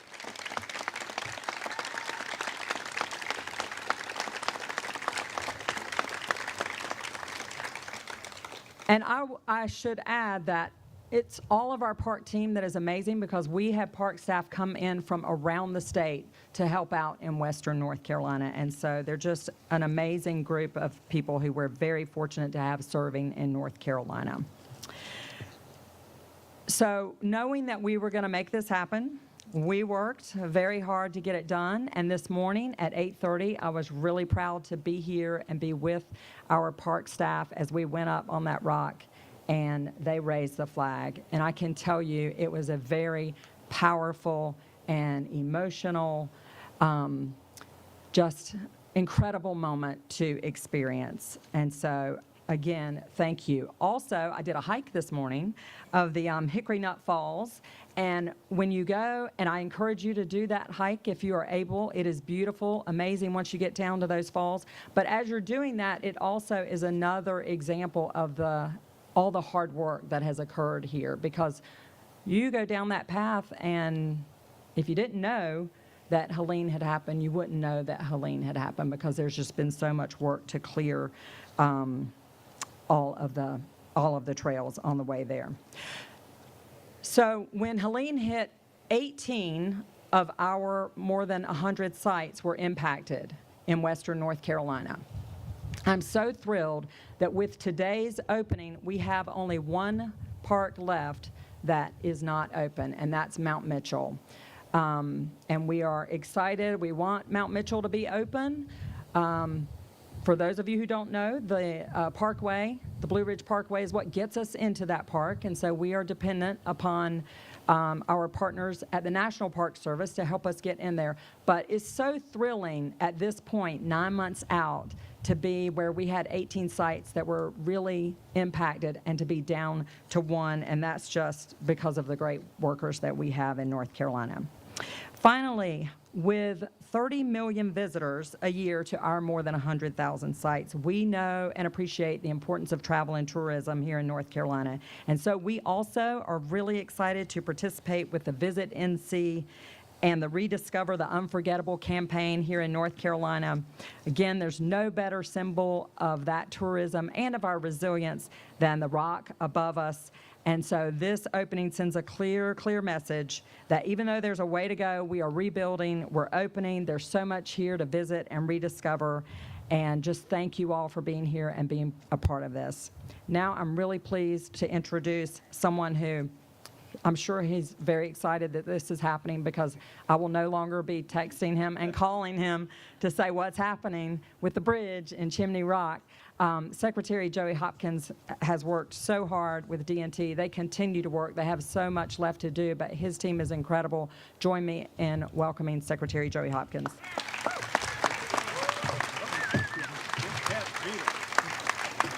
My foot hit that. Thank you, Secretary Cashwell, and good afternoon, everyone. It's a pleasure to be here with you. Since Secretary Cashwell is the Secretary of Art and Parks and everything in between, I guess I'm the Secretary of the department that gets you to those places. Amen. Yeah, so proud to be appointed by Governor Stein and Secretary of Transportation. It's where I've spent my whole career here. Started as a summer intern way back before some of y'all were born, and I'm not going to say that year while we're here. But it's a really great pleasure of mine to be here. I've been to Chimney Rock a number of times. I've seen Senator Moffitt out here in the early days after the storm, and just the devastation that these communities have in the Rocky Broad River area is just overwhelming. And when you first see it, you're like, where do we start at? And the good news is we've got people, professionals that work at DOT, that work for DOT and work with DOT that know where to start at. And I want to start by thanking them, because it's just awesome.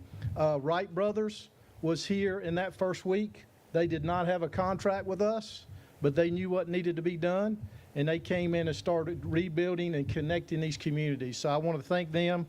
I want to thank our DOT crews. Jacob Zimmerman could not be here today, but he's been integral in what's happened out here.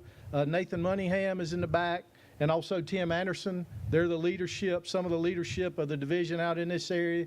Glad to have them and their folks here. And it's just important for us that we've got an organization of professionals that love their communities, they love their job, they take pride in their work, and they continue to just stand out and do this great work. I also want to thank our state legislature, like Governor Stein did, and also Governor Stein for signing this bill. The unanimous passing of the Helene Recovery Bill directs nearly $300 million to the Department of Transportation for recovery work for Helene. And that money goes directly to the impacted communities like the ones that we're in this afternoon.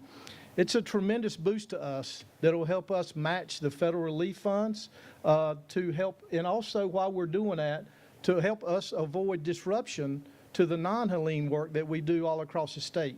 We're estimating now that our total cost for Helene recovery just for transportation is in the $5 billion range.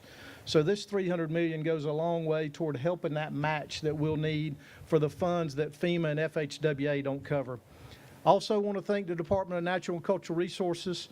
Pam was not joking when she said she texted and called me a lot, but it's certainly a partnership to be able to work with her and Brian and their staffs and help this park and help other parks and other communities in western North Carolina.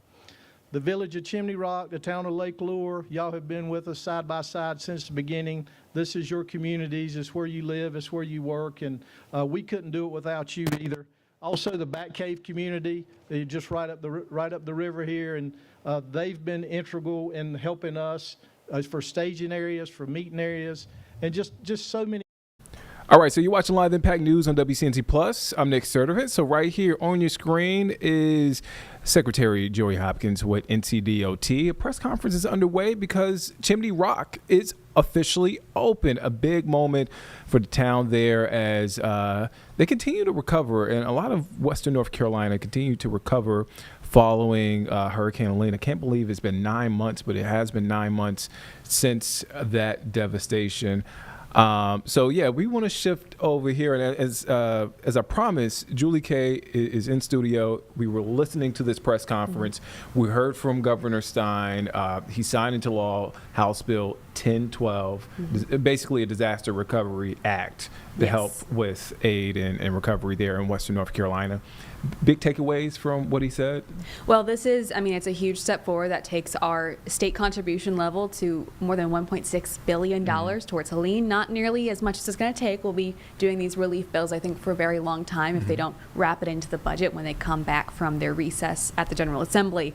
But it's a big step forward, and I think that key that we're not done is really what he hit on. It was a celebration, not just because of the bill, but because this is paired with Chimney Rock opening back up and really encouraging that tourism, especially in this summer season into the fall, which is huge for our mountain communities.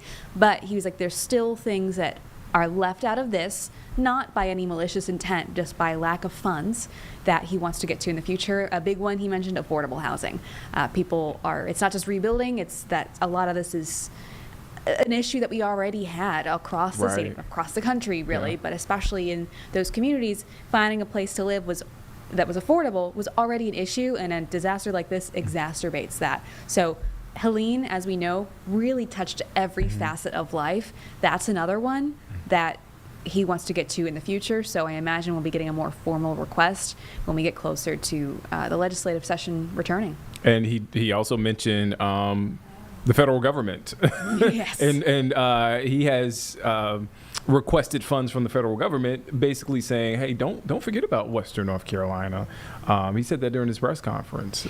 And this has been a recurring back and forth. As we know, the Trump administration as a whole is trying to cut back on excess spending.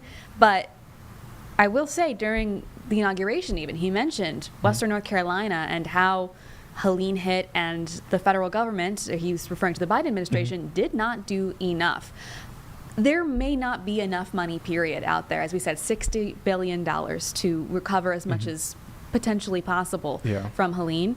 It's going to take multiple levels at the state, local, and federal level, but this kind of impending request from Stein that's still kind of hanging out there is not a great sign. There has been quite a back and forth between the Trump administration and the state level. So it'll be interesting to see what happens, especially because we're talking about some of these federal cuts too that aren't necessarily so direct about Helene. AmeriCorps, for example, some of the resources that Helene was using that didn't necessarily come directly from the state or even directly from federal funding, quote unquote, are being impacted by this. So that's going to be a back and forth that I think we'll be having for a long time. But at this point, I think that's why Stein is making that push so publicly and why he's continuing to try and work as closely as he can with the state government. Western North Carolina, huge priority for Governor Stein. He started his day one. He was in Western North Carolina. Yes. 9 months later, he's back in Western North Carolina. Julie, thank you for your time. You were hanging out in the studio, giving us some good context, not only on this, but on the state budget. Where can we catch you this afternoon? I believe you're in all the shows, but They let me have a break during the 4. Okay, so the 4. you'll see me at 5 and 6 today. Also, I was trying to create more work for you. I'm sorry. Don't put that out there. All right, that's Julie K. You could catch her at 5 and 6 this evening, and also you can get a lot of this information on our website, WCNC.com, and on our mobile app.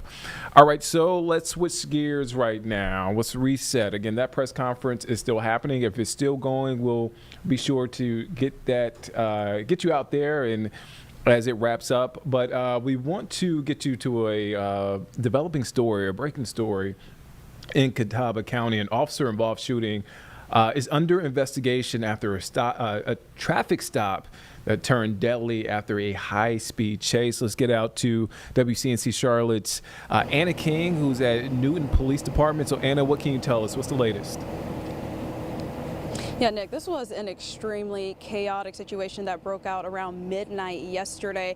Newton Police telling us that it started with what should have been a routine traffic stop around midnight. Now, they say they tried to pull over a motorcyclist along Highway 70 for multiple violations, speeding, driving erratically, and driving without a license plate. Now, that driver was later identified as 21-year-old Camden Childers, who allegedly refused to stop for officers. He then took off on his motorcycle, driving through multiple cities, leading police on a high-speed chase, and now that chase ended in Conover. Officials telling us the chase ended when the driver allegedly slammed into a police car in Conover.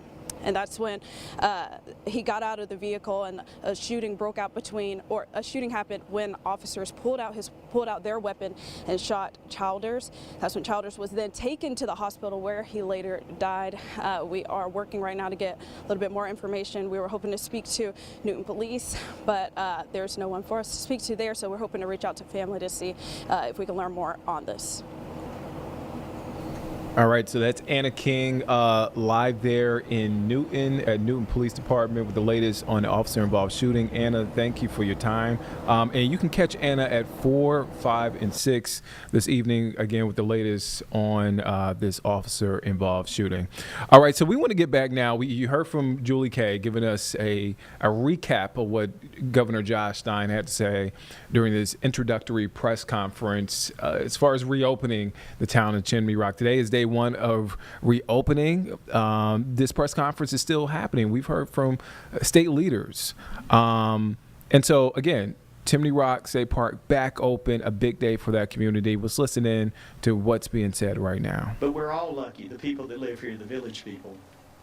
We're lucky to be in this place, and we're all lucky and fortunate that we're here now. This is a place that is special for me and my family. It's special for the village people that run the mom and pop businesses, the people that live in the village, people that live in Hickory Nut Gorge. It's special for our visitors and tourists, and it's special for all North Carolinians. I want to finish with a little secret that I'm going to share with you. All of you know this secret. It's like your favorite child, the one who steals your heart. You can't say it out loud, but I'll say it for you. This is the best state park in North Carolina. We all know it.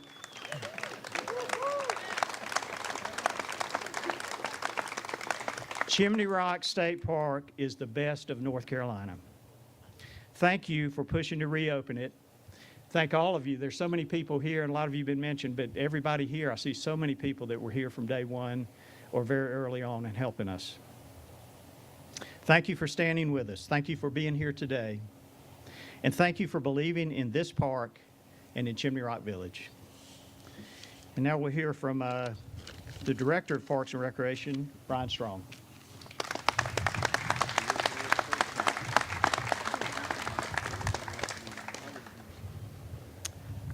Thank you, Mayor O'Leary, and thank you all for joining us today. The last time I believe I was in this parking lot, there was a helicopter bringing in 2 power poles. So we have come a long ways. I want to first start out, thank for James and his team. It is amazing to see all they've done here. It's incredible work. But not only the work that they did here, getting the park back open, but all the ways they serve their community is amazing. I'm incredibly proud of each of you, and it means so much to be here today, to know all the things you guys did, and I'm incredibly grateful for that. I'm very grateful for Governor Stein joining us today and all the staff at Grow NC who have been incredibly supportive of all the park openings in Western North Carolina.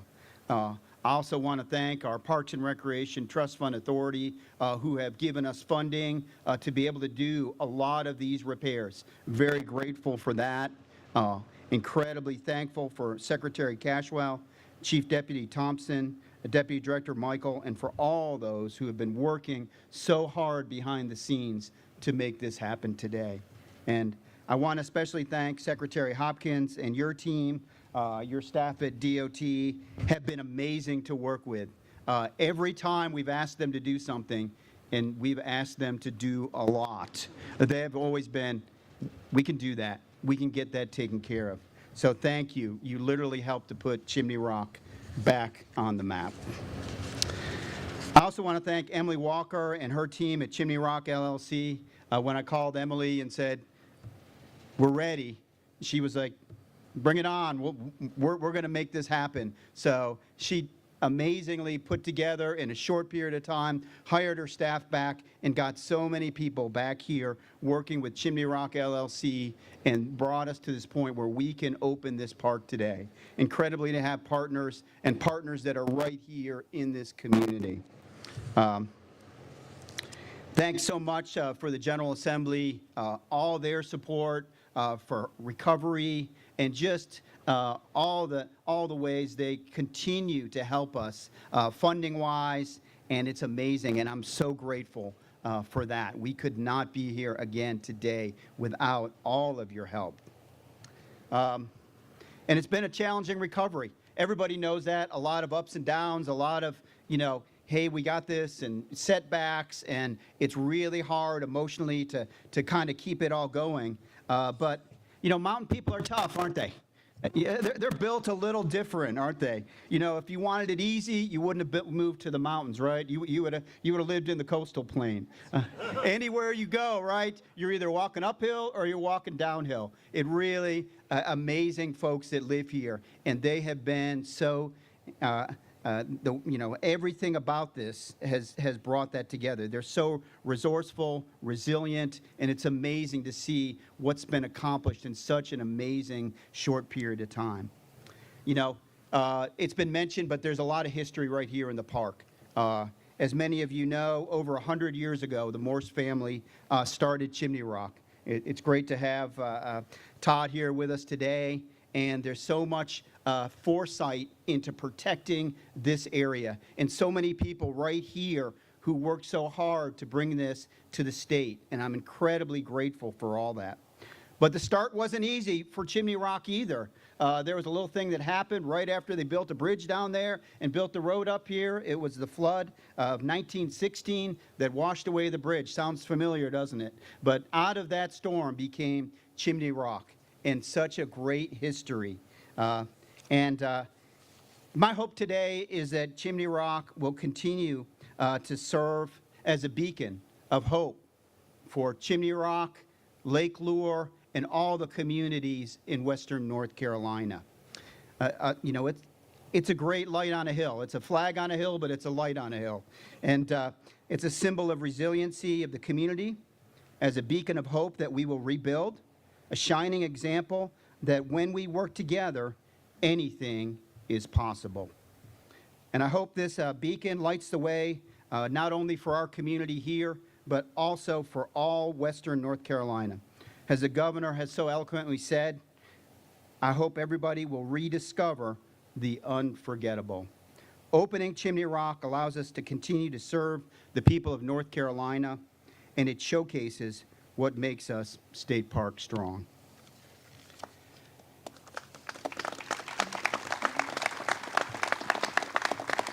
So thank you for being here. It's amazing to see so many great friends and partners. It would take all day to thank you for each individually, but I'm grateful that you're here. So at this point, what we'd like to do is we'd like to have all of our speakers, all of our elected officials come up, join us for a special ribbon cutting to open up. So please join us up on stage. And oh, hey, never mind. It's over there. So please join us over there. We've got the ribbon. If you guys, again, love for some pictures right now. The elevator is open, but just a word of warning, only 9 people per elevator ride. So be patient. Thank you so much.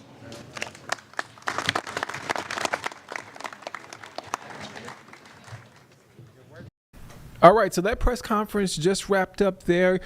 Of course, you're watching Live Impact News on WCNC Plus. I'm Nick Sertivant. So this is a press conference basically letting us know and letting folks know out there in the community that Chimney Rock State Park is back open.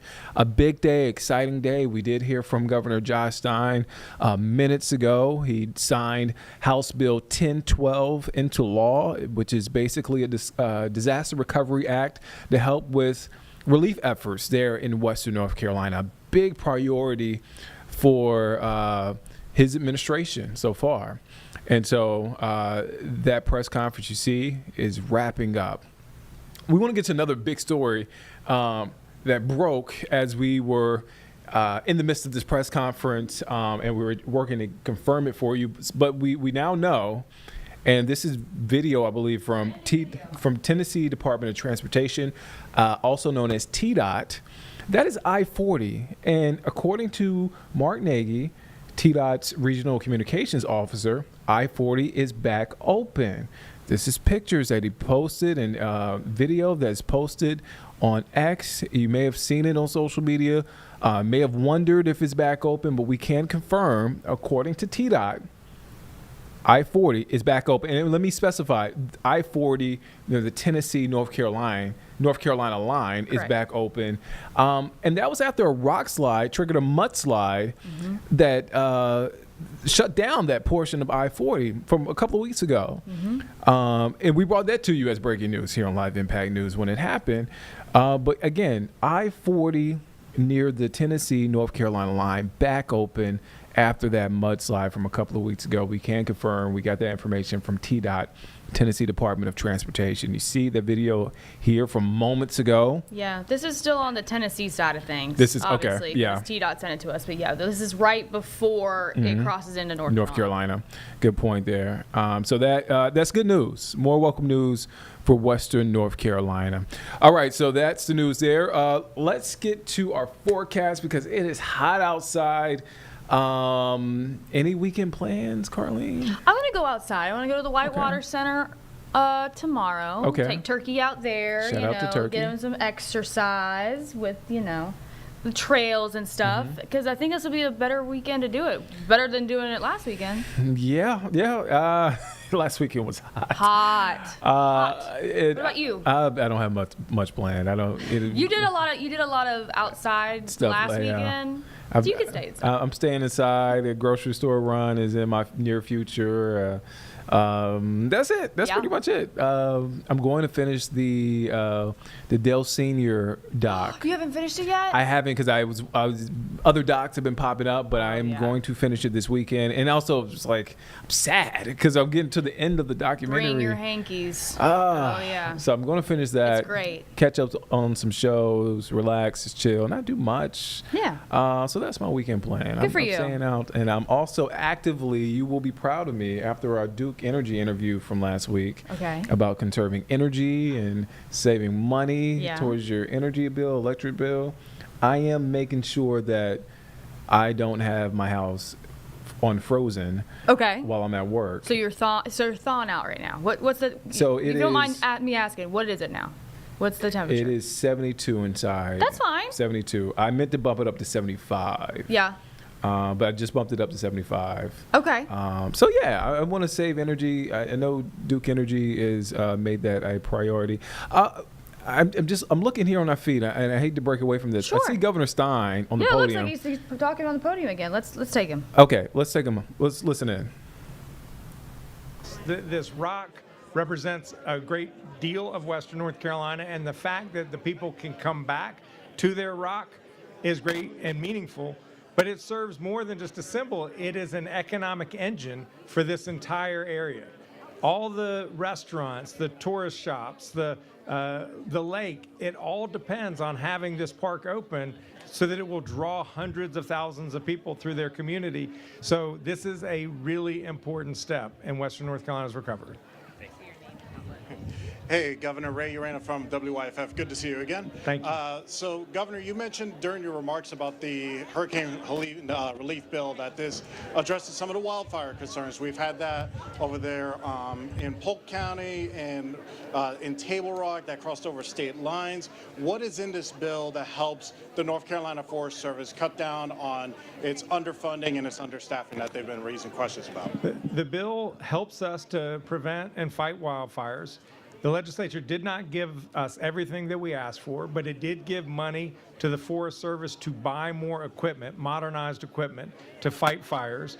It also appropriated funds to local volunteer fire departments who are the first line of defense with the Forest Service when fires break out in Western North Carolina. Obviously, we're very concerned about upcoming wildfire season. The early season, the spring season in March, was 2 times the magnitude of the previous year's number of fires. And we have to make sure that all of these down trees that came from the storm don't become kindling in a whole new wave of fires this summer. The funding from the legislature will help us. We need more. Hi, Governor. Andy Weber with Queen City News. More on that relief bill. You asked for almost $900 million in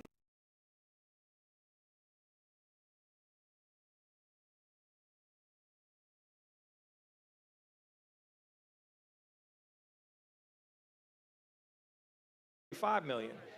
It's good. Do not get me wrong. There are important elements to this appropriations bill that will help us accelerate the recovery of Western North Carolina, but we need more.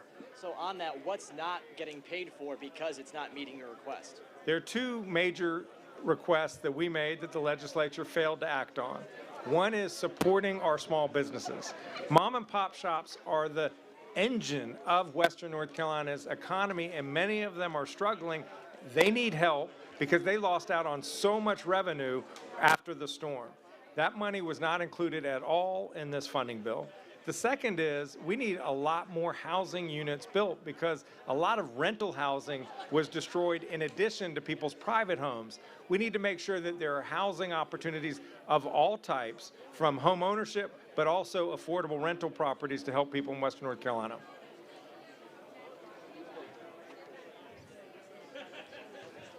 Thank you. One more question?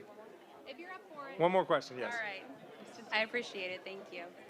I want to talk about, the travel initiative. This, Lake Lure and Chimney Rock have taken a huge hit economically. What do we need to see in the future to help them come back? Well, really excited about Rediscover the Unforgettable, because Western North Carolina truly is unforgettable, from the natural landscape to the activities to the culture to the family fun that can be had. We want people from across the state, across the nation, and across the world to come see what is so special about Western North Carolina, because when they do that, they become part of Western North Carolina's recovery. So if you're out there watching, come here this summer. You will be so glad that you did. Thank you. All right, so you're watching Live Impact News on WCNC Plus. I'm Nick Sturdivant. That was Governor Josh Stein. He finished taking some questions there. it just happened to pop on our screen. We didn't know he was going to take We didn't know questions. he was going to go back to the podium, and Yeah. it looked like everything was done, and then all of a sudden we looked down, and there he was. So that's how it happens here. what happens with Live Impact News here on WCNC Plus.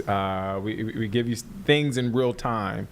All right, so do we want to get the weather? Let's get to the weather. All right, let's take a check-in of our weather. It is hot outside. I said I had no weekend plans. I'll skip all of that again. Save you Save you a couple minutes of our weekend plans. if I ramble long enough, something else might happen. So let's get to weather right now. Here's Majestic Storm with your forecast. I'm WCNC meteorologist Majestic Storm, and boy, it is a gorgeous start to our weekend. We have plenty of sunshine out there.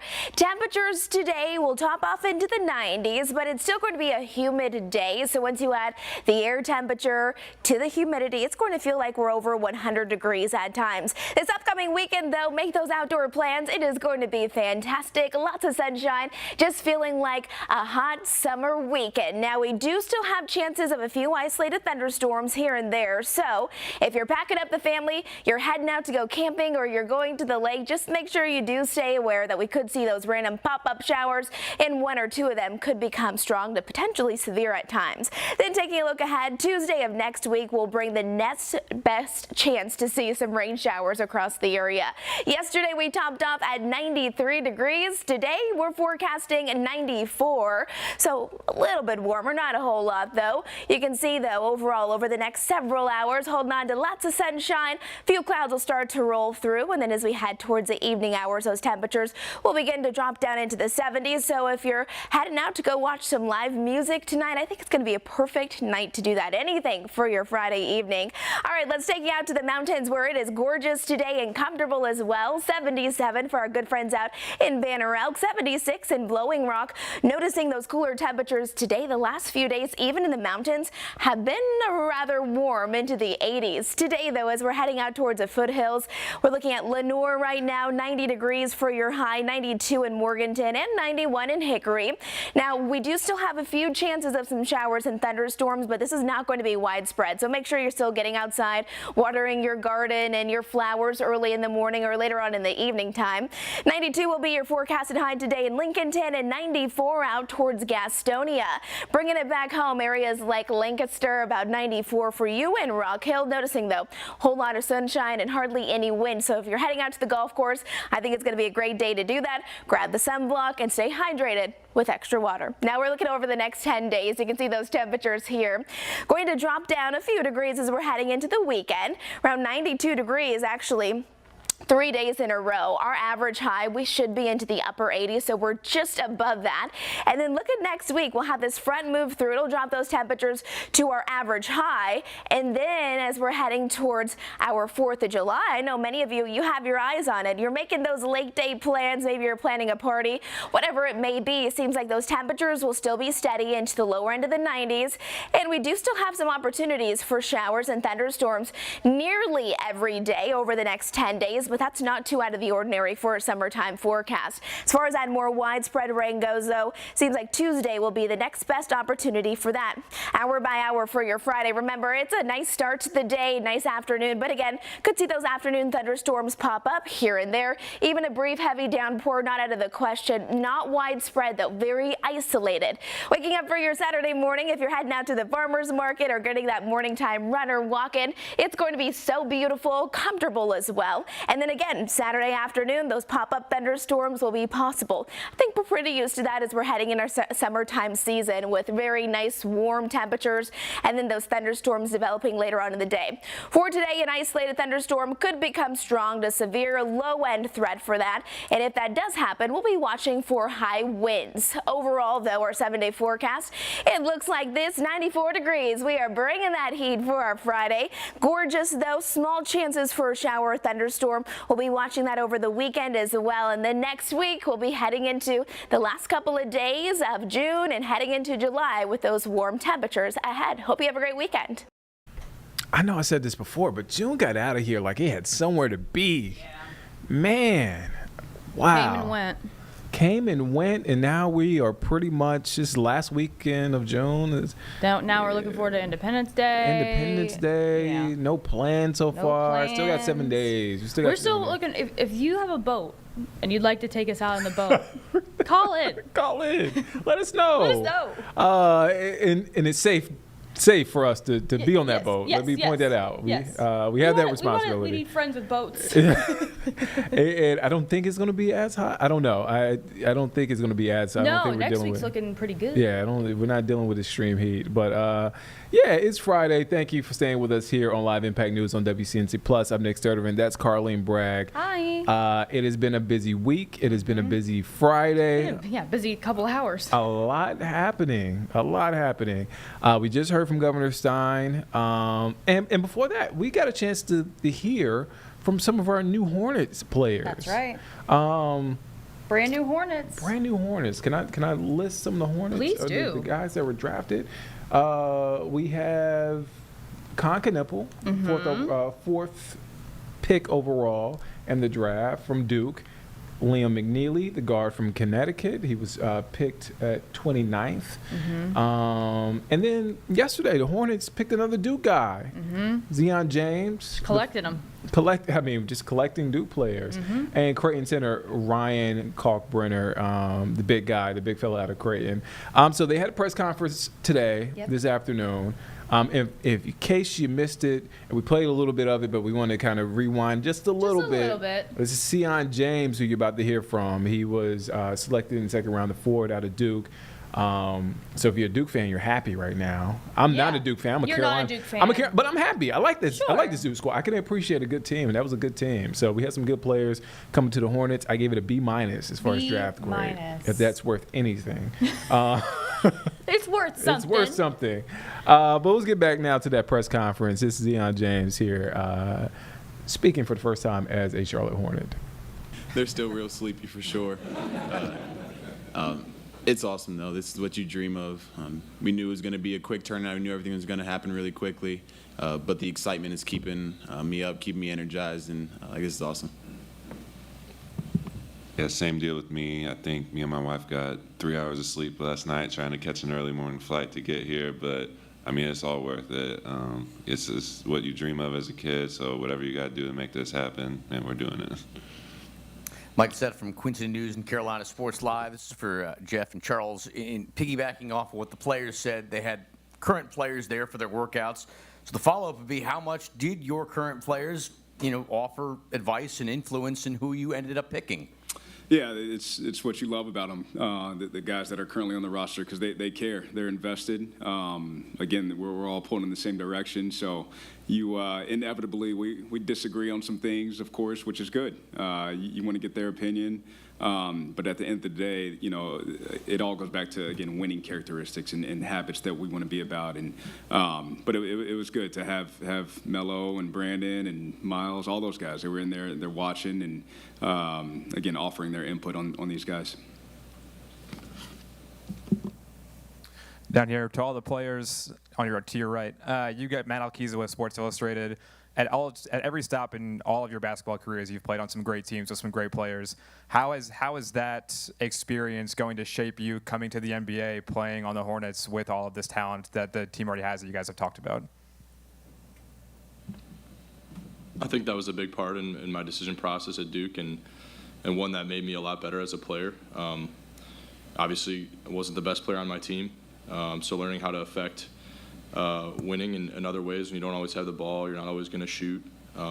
Learning how you can be an effective player and really still make winning plays without the ball, defensively, rebounding, all those areas where you can help the team be successful. So my high school team, we had 6 seniors within the top 40, ranked in the top 40, and 4 of us were drafted in the first round. So I think that taught me how to play with other great players, find a role, and just devote myself to winning. And playing for Coach Hurley at UConn, I think that opened me up to a real intense coach, and I think that's going to serve me well throughout my NBA career.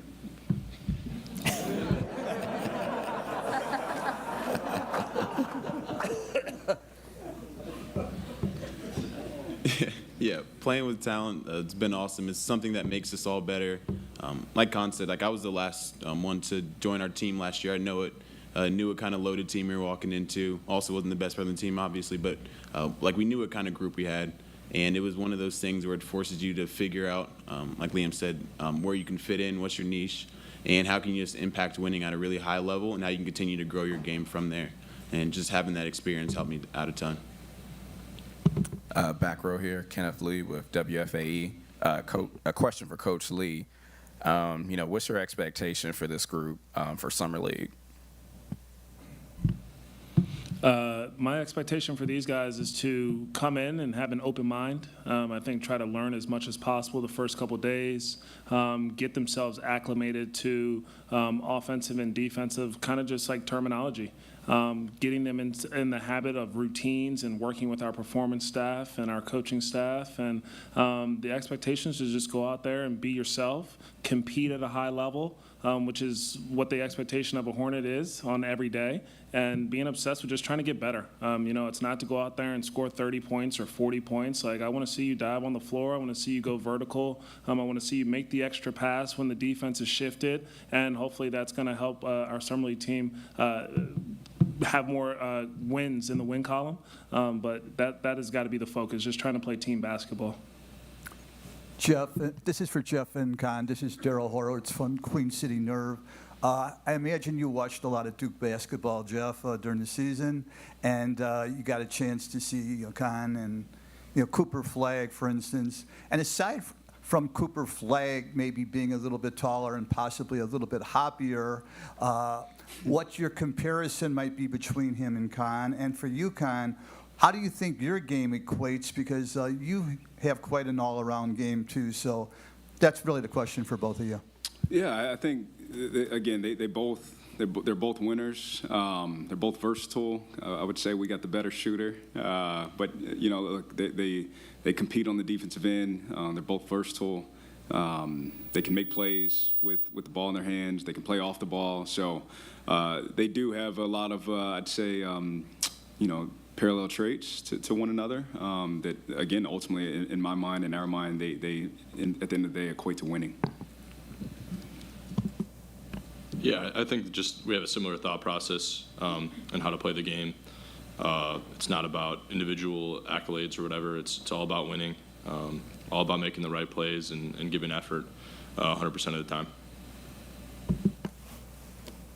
This question's for Charles and Jeff both, and I'm not sure how much you were able to watch the ACC tournament. Charles, you were probably on the road. Jeff, not sure if you went to any of the games, but how much did Con's performance after Cooper's injury kind of enhance what you already knew about him, as a basketball player and all that he can do, but as a leader as well? Yeah, it was certainly another valuable data point. Again, just his ability to adapt in real time in that situation. That's what the NBA is about, right? Things rarely go the way that you think they're going to go. Again, it's a testimony to just his mindset, his character, showing that he can step up in a different role when the team needs him to do that. And then when Cooper does come back, he can kind of assimilate back into the role he was in before. So it was certainly a very valuable data point. Agree with Jeff. Great data point. It was cool to actually watch some clips with him from the tournament and see some of the possessions, because I think like Sion hit on it perfectly. In the biggest moments when you need him to step up, he's willing to do it. And so there's a level of just humility to do whatever the team needs. There's a level of sacrifice, but there's also like a internal drive that he knows that he can do it. He's a confident player. He's a smart player, and he kind of like helped will that team back into the game. Like there's moments that they're down, and you're playing an important game during an ACC during a tournament game without one of your best players. And so I think that it was just really impressive and just showed the type of character and commitment to competitiveness that he has. Guys, Steve Reed from the Associated Press. I'll welcome all of you to Charlotte. Ryan, I wanted to ask you about, you're four-time Defensive Player of the Year in a pretty tough conference. Where did you start to develop that defensive mentality of, rim protecting and everything else? And, I guess have you been tall pretty much your whole life? And then secondly, for Charles and Jeff, the opportunity that he has here, especially with the trade with Mark. I wonder if you could talk about that as well.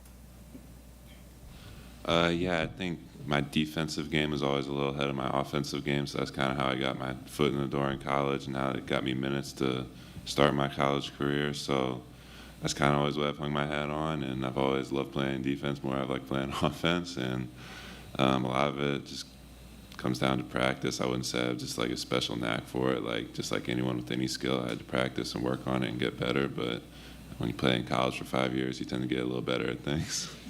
How tall were you at what age, sort of? I mean, like, for instance, 8th grade, 10th grade? I never really went on a growth spurt. I just was a constant grower. I was always the tallest in my class. I think I was like 6'2" in 8th grade, and then just grew like 3 inches every year in high school. So, I don't know. No.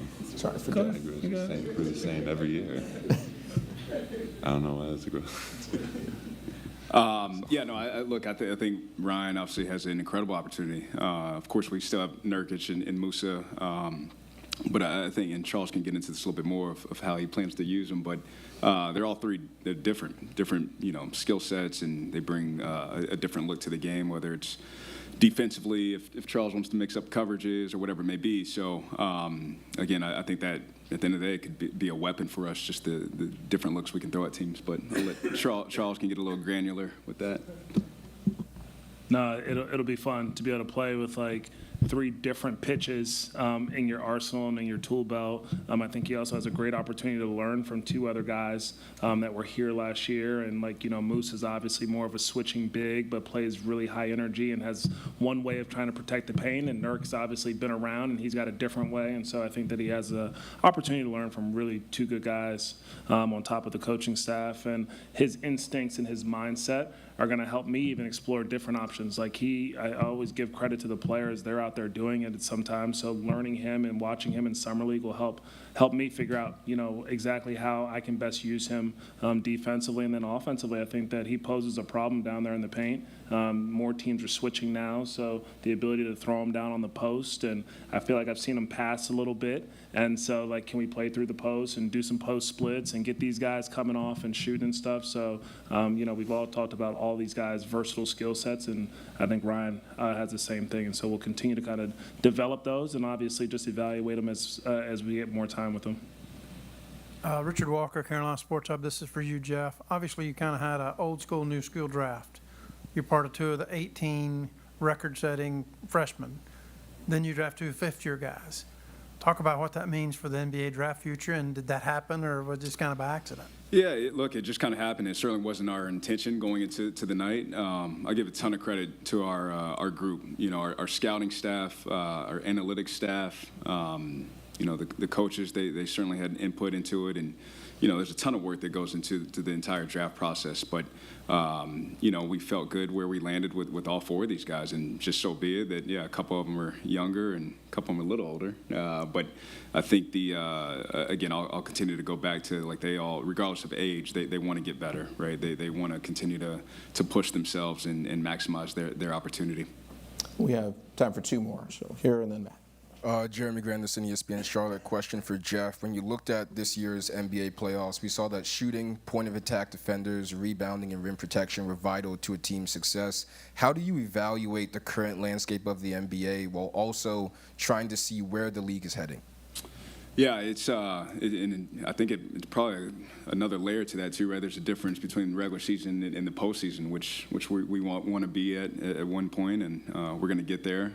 But yeah, I think shooting is always going to be a premium. So anytime you can add that is certainly a great thing. But then, again, I think the other thing that stands out when you watch the playoffs, it's IQ, right? IQ and toughness. And, again, all 4 of these guys, their most powerful tool is their mind. They can really think the game and adapt. And, when different coverages are thrown at them, and just willing, again, to explore different solutions within the game in real time. And then again, of course, the physicality. I love it. I love that it ramps up in the postseason. You got to be the first to hit, because if not, you're going to get probably get embarrassed. So again, I love that these guys, again, they all have a physicality to them as well. So I think, that they will continue to, again, push us in the right direction. Final question. Matt Rachinsky from Hornets.com. Con and CM, you guys obviously played at Duke, so you know the passion and love that the Carolinas have for basketball. How excited are you to be able to just translate that over here to Buzz City? Yeah, I'm super excited to be just down the road from where I was at. Obviously, having that support from Duke and those fans in North Carolina is going to be huge, and it's great to be back here. Wasn't gone for too long, and super glad to be here. Yeah, and same here. Was only at Duke for a year, and I had just started getting comfortable, and by the time I started really enjoying Durham and enjoying North Carolina, it was time to wrap it up. So it's nice to be able to play here now, play in Charlotte, and really kind of get involved here. Excellent. You guys are going to love Charlotte.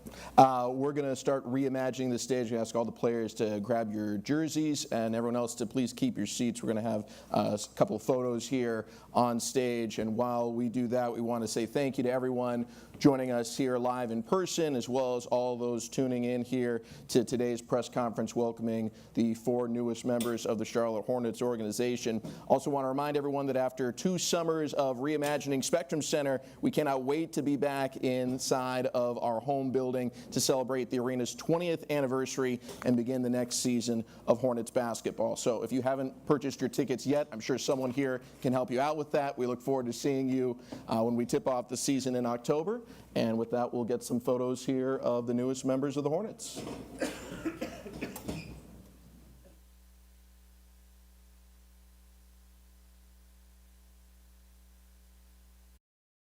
All right, so meet your new Charlotte Hornets. Okay, I gave them a B-. Carlene, I think that's pretty generous. You said B-, which is, again, it's well above passing. Yeah. Look, I think what the Hornets are trying to do is build through shooting, defense, and rebuild sort of the culture there on the roster. Mm-hmm. They picked up a lot of Duke players to do it. Yeah, a lot of some good Duke players too. A guy like Zion James, a forward there from Duke last year, he was a starter.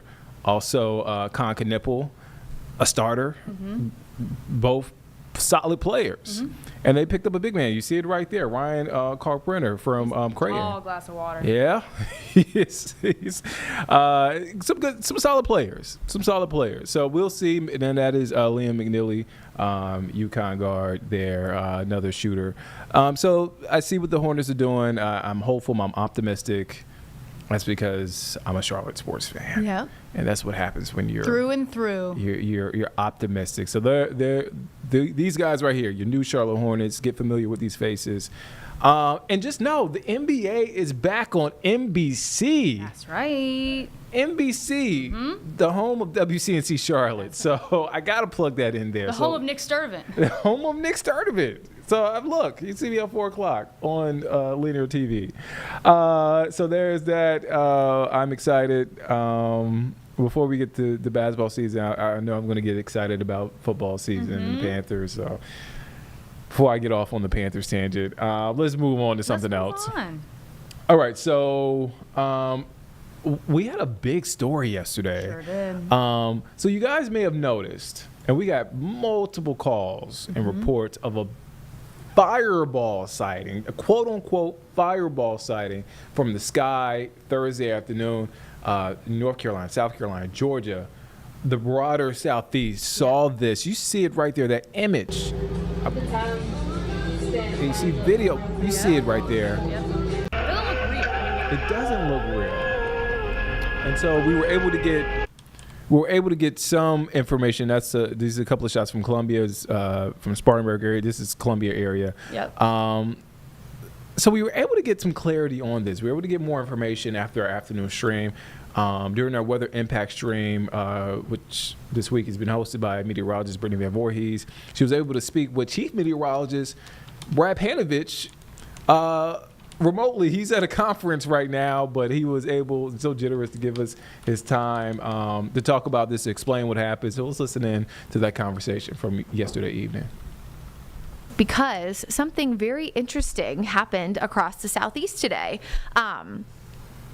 There's so many things that I could say about this right now, but we're actually going to bring in Chief Meteorologist Brad Panovich. He is at our sister station in Boise, Idaho, and we're going to talk a little bit more about the fireball, the bolide, the something crazy that happened in the sky today, Brad.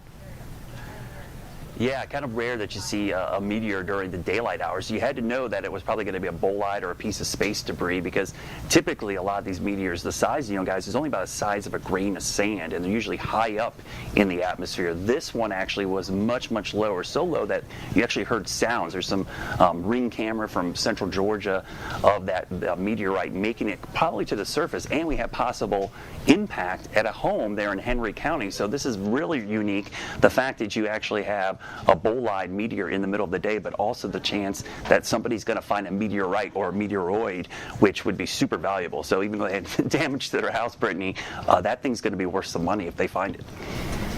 I feel like someone has to go find this and find the pieces. Brad, can you talk a little bit, because I think there was so much confusion earlier today about people calling it a meteorite, they were calling it a meteor, they were calling it a fireball, like what the difference is between these multiple different things, because I know sometimes when it comes to science, it comes down to like a nuance and a little bit of semantics, but we want to be accurate in our reporting.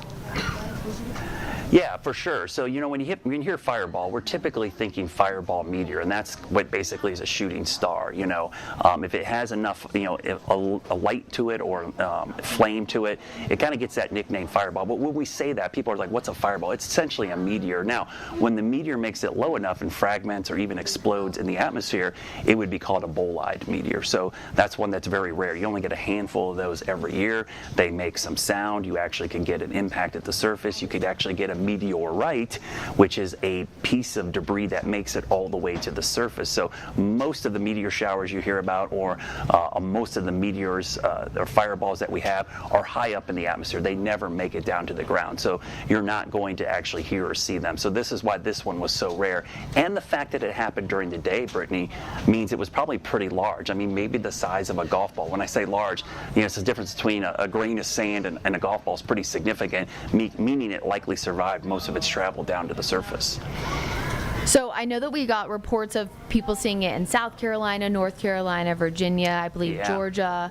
Well, obviously Georgia. I don't know if I'm missing a state, James, but you posted Virginia, online Tennessee, about how people were getting confused as to like how close it was to where they were based on their location and just like the curvature of the earth. I know that sounds like very basic geography, but can you talk more about like if someone is in Lexington, South Carolina, I feel like, for example, we saw a lot of reports there of people thinking that it happened right where they were, but they were technically further away than people in Georgia who saw the bits and pieces. Can you talk about what people should be looking for maybe when they see a fireball or something like this? Because just because you can see it doesn't necessarily mean it's close to you. Yeah, absolutely. So, just because this happened in Georgia doesn't mean you only saw it in Georgia. You got to remember, the top of the atmosphere, we see the space station fly over all the time over the entire East Coast. When there's rocket launches from Cape Canaveral going up the East Coast, we see them. So you see them over a large area. When they're low on the horizon, that means it's really far away. If it were to be right over you, it would be straight above your head. So because of the curvature of the earth, that's why everybody saw it from Virginia, Tennessee, all the way to South Carolina and North Carolina. So from your perspective, depending where you were, if it was very low in the horizon, that could have been 2 states away. But you got to remember too, it entered the atmosphere at the very top, so that's visible over a really large area of the southeast. So just because you saw it doesn't mean it happened over you. It could have happened 2 states away, just like when we see those SpaceX launches going up the East Coast. I mean, that's well off the East Coast, but we're seeing them in Charlotte and western North Carolina because it's getting high up in the atmosphere and the sun's illuminating the vapor trail from the rocket. So it's just kind of a visible, it's a point of view, and sometimes I think people confuse the fact that, hey, it happened in Georgia, why did I see it in North Carolina or even South Carolina? It's like when there's a thunderstorm in Rock Hill, but we can see it from Charlotte. And people are like, oh my gosh, it's storming in Mecklenburg County. And we're like, no, you can just see it because it's so high up in the atmosphere. Storms at the beach all the time. I'm just curious. This is not on our talking points James and I talked about. But so this happened today. You're at a conference for the American Meteorological Society, not to be confused with the American Meteor not Society. To be confused, How was it being there with like a bunch of essentially science nerds that think this stuff is so cool? Like, were you guys chatting about it, trying to figure out what it was, going back to your stations and giving information? Just how was that? I just feel like it's a cool story to happen while you're already at that conference. Yeah, so ironically, the American Meteorological Society doesn't study meteors. We actually study weather. But the word meteor actually comes from a Latin word that means you study anything that fell from the sky. And as you know, we call raindrops hydrometeors, right? So in this case, we study things that fall from our atmosphere, not technically from outer space. But ironically, one of the first talks this week at the American Meteorological Society talk was on meteor showers and talking about them on air, kind of the station scientist part of what we do. So we did talk about early in the week and some of the things to look out for. Now, while this happened today during the sessions, most people had no idea. I was actually meeting with some of our corporate folks, and so I knew about it right away. We jumped into your stream there back at the station, and so we started talking about it. But people started walking out of the sessions and hearing about it, and then looking at like the global lightning mapper from GOES, which was a pretty cool way to kind of see where this bolide occurred. Because typically, the global lightning mapper is an instrument on the GOES satellite that detects flashes of lightning.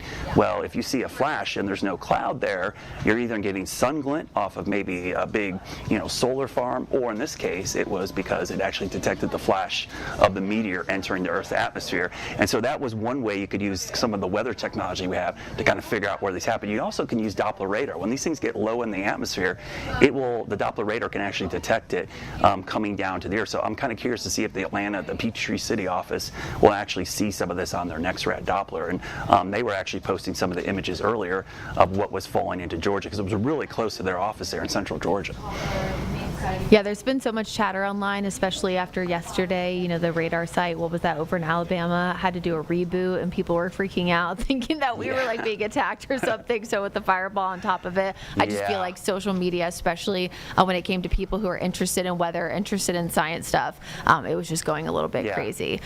We did see the graphic. This is a pretty rare event. I didn't mean to cut you off. I can't hear you actually here in the studio unless James turns you on. Well, James, you got to turn me on, James. That's what you got. No, I was going to say, it's a pretty rare event. I mean, to see a meteor like this during the middle of the day is pretty rare. Bolides, like I said, you probably only get a handful of these a year in the United States or even the whole world. So it's kind of rare to see one in the middle of the afternoon. I mean, 12:35 in the afternoon is kind of rare. Fascinating story from yesterday. Brad with a great breakdown. Brittany Van Voorhees also with a great breakdown there as well.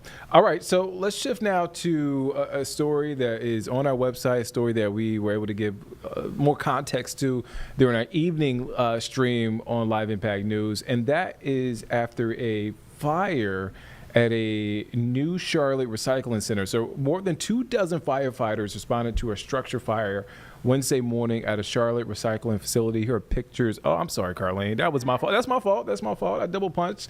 So when fire crews arrived to the scene, they found the fire inside an East Charlotte facility on the Pence Road. That's according to the Charlotte Fire Department. They were able to put the fire out in about half an hour. So no one was hurt. That's the good news. The extent of the damage still, as far as we know, unknown. But this is important. This is what Mecklenburg County told us. Quote, "We are trying to highlight just how important it is that residents recycle their batteries the right way," because Mecklenburg County said the cause of the fire was because of a rechargeable battery.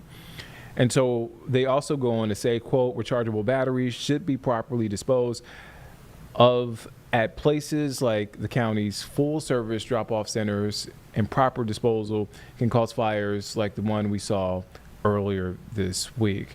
All right, so our Vanessa Rufus got a chance to speak with Richard Chesley with the South Carolina Department of Environmental Services yesterday evening to talk about this and talk about the dangers of throwing away these types of batteries in the trash, along with the health risks. Let's take a listen into that interview from yesterday.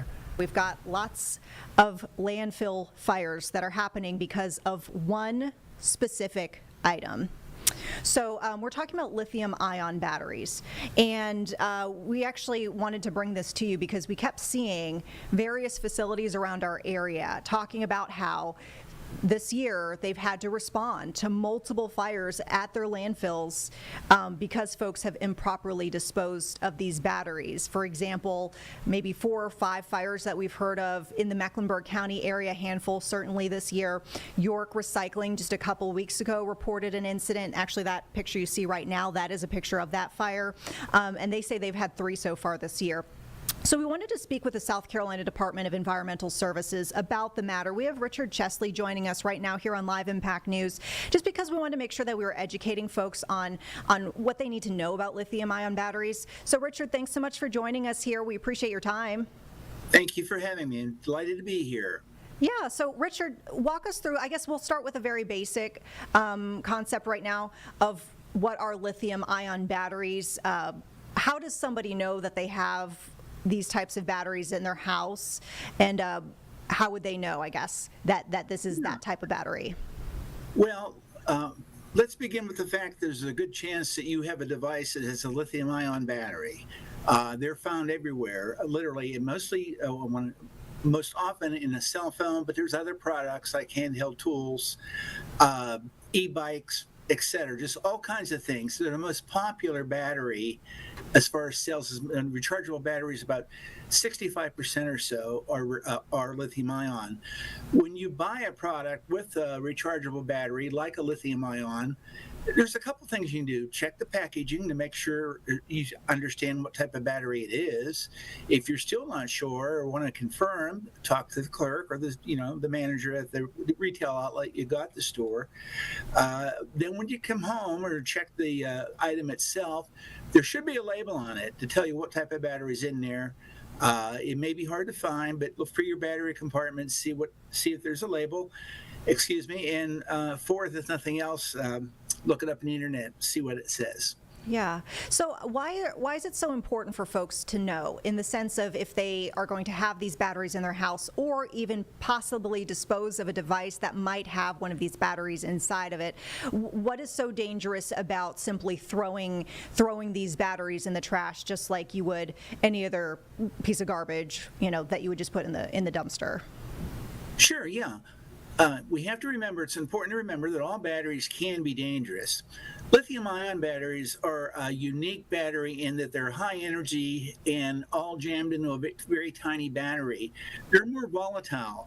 They're more volatile in a sense, and subject to, if they're damaged or like crushed, like compacted in a garbage truck, something like that, or even they're swelling, whatever, cut, they can explode and catch fire. They're clearly the most dangerous battery out there. We have them, as I mentioned earlier, through all kinds of products we have around our home. But the fundamental point of the battery is it's high energy, it's jammed into a tiny battery, they're more volatile, and consumers need to be careful with that battery and that item when they're doing that. We encourage, when they're using that item, charging that item, whatever, it's important to know that you never put a rechargeable battery in your garbage or in your recycling bin. Depending on what happens, even if it doesn't somehow, if there was previous damage, something doesn't happen earlier, something can happen in the garbage can or the recycling bin. But once they get in the garbage truck, there's a good chance that battery will be compacted, and that compaction can lead to an explosion or fire. Now the same, and by the way, that's a huge health risk for the drivers, sanitation workers, etc. The same thing can happen when it gets to a recycling facility. There's all kinds of equipment in a recycling facility that sorts and processes the commodities, and that process can damage the battery and again cause a fire or explosion. So what should folks do instead? How do they need to properly dispose of these batteries? Well, in South Carolina in particular, there are more and more sites available now to recycle. Many programs, local government programs, are offering programs or single-day events. Now, there's always been, since 1994, Call to Recycle has had a nationwide collection system set up where big store retailers, Best Buy, for example, will take batteries back. Lowe's, Home Depot, they'll take the rechargeable batteries back at no cost. In South Carolina, we also have a major recycler that's, we have several, but one in here is working across the state, setting up collection programs at schools and local governments, etc. There's more and more sites being set up, collection sites, where it will be much more convenient for South Carolinians to properly manage that battery. In fact, our agencies will have its own program, a collection center, the first week of July, so we'll be taking batteries from the public. Now, you had mentioned the fact that not only is this a danger in the sense that it could essentially explode, cause this fire, but you also talked about the health concerns for folks who then have to address the fire, whether that's a sanitation worker or a firefighter. This calls to mind actually a recent incident from New York City. I believe it was last Sunday, so Sunday of last week. There was a 5-alarm fire in the Bronx where 15 people were injured, including a firefighter who was in critical condition. But most of the people injured, you're actually seeing images of the aftermath. I mean, this damaged 3 buildings. This was a big deal. And a lot of firefighters got hurt. They determined that this was actually caused by a lithium-ion battery, and specifically there were a lot of e-bikes at this property, and so they believe that's kind of where the source would have been. What are some of the health risks to folks who then have to come and fight this type of fire? What makes this so dangerous for them? Of course, it's always dangerous for a first responder, or particularly a firefighter, when they address a lithium-ion battery fire. They may not know that's what probably don't know that's what caused it to begin with. Having said that, beyond the obvious safety concerns for both first responders and firefighters, the toxic chemicals that are released can all particularly hydrogen fluoride, can cause all kinds of health issues as far as breathing, even irritate your eyes, and so on. That's the biggest health risk as far as something actually impacting the first responders right off the bat. Again, I don't want to discount the safety issues they're facing, but that's really the major health issue that first responders have to deal with. You know, in your experience, and I know that your agency, I understand, doesn't kind of get final counts, if you will, of how many of these specific types of fires happen, let's say, in a month or in a year. But do you have a general idea of how often, agencies will have to see these types of fires when it comes to, solid waste disposal or anything like that? Well, I think more and more, I'm very disappointed that the state doesn't have, and I don't know that there's not a national accounting system. I've seen a lot of estimates of fires, but we do not have an accurate count. A lot of them are anecdotal of whether it's a lithium-ion battery that caused the fire. And we must understand it takes the professionals to, come up with the final decision on what did cause the fire. We are seeing more and hearing more. In North Charleston this year, I saw a news article where they said there was about 13 fires in the first part of this year based on lithium-ion batteries. That was in just a couple months ago. Now, North Charleston Fire Department, for example, had training to address these fires. But we know there's been a lithium-ion fire at a recycling facility and some other, there may have been one earlier, we've not confirmed it, earlier this week in Lexington County on a garbage truck. We are hearing more about it. We're seeing it now. We're trying to get a system in place where we can track it better. But one of the biggest things we have to do, and I'm so delighted to be here today, is the fact that we can talk about the outreach and education and really ask, in particular, homeowners, residents, consumers, to be careful with the rechargeable batteries, particularly the lithium-ion, and do not put them in a recycling container. Do not put them in your household garbage. South Carolina has lots of places you can take the batteries to be recycled, and a number of those places are growing every week. So we have a great battery site on the web, Be Battery Smart, des.sc.gov, Be Battery Smart. We also have a recycling app, and we put battery information on that app. So it's pretty darn easy for any consumers that want to have more information about what to do and where to recycle, that type of thing. We can help them. Yeah, I'm so glad we had this conversation as well, just because I feel like, I've been keeping an eye on some of our facilities, not just in South Carolina that are local to us here in Charlotte, but also in the North Carolina side. And yeah, I felt like we kept seeing things getting posted on social media from the agency. Every couple of weeks there would be another one that's like, please don't throw these batteries away. It's terrible. It causes a lot of issues, and like you mentioned, there's kind of a wealth of issues that can come with not just throwing the batteries away, but once the fire happens, then folks have to come and address the fire. Before we let you go, is there anything else you want to mention, not just about lithium ions, but is there, another substance, another device, another, item that people need to know about, as far as safe disposal that you see as an issue that you hear from facilities time and time again, folks keep throwing this item or trying to recycle this item and it's not appropriate? Not that's a threat to human health or the environment. Not really. The batteries is the trending and hot topic, as it should be. There are other issues, but I would offer food waste. There's so much wasted food that could be handled much more could be handled better, but nothing jumps out. Batteries are a priority for us. We were lucky. We had one of the first campaigns developed in the country, and with our Be Battery Smart campaign, and we're in fact adding some posters now, some new posters about protecting firefighters. And of course, as you know, the smaller button or coin batteries are a huge risk to children and some seniors about swallowing them. So, the bigger lithium ion batteries, there's also smaller ones that are coin or button size.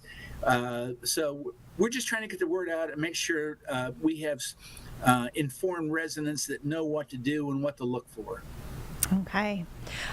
Richard Chesley with the South Carolina Department of Environmental Services, thank you so much for your time, and hopefully folks watching here on Live Impact News feel a little bit more educated on the matter and dispose of those batteries safely.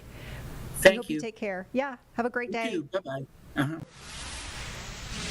Okay, so there you have it, our earlier interview with an official talking about just the dangers of improperly disposing of lithium-ion batteries. We've got more information on our website, wcnc.com.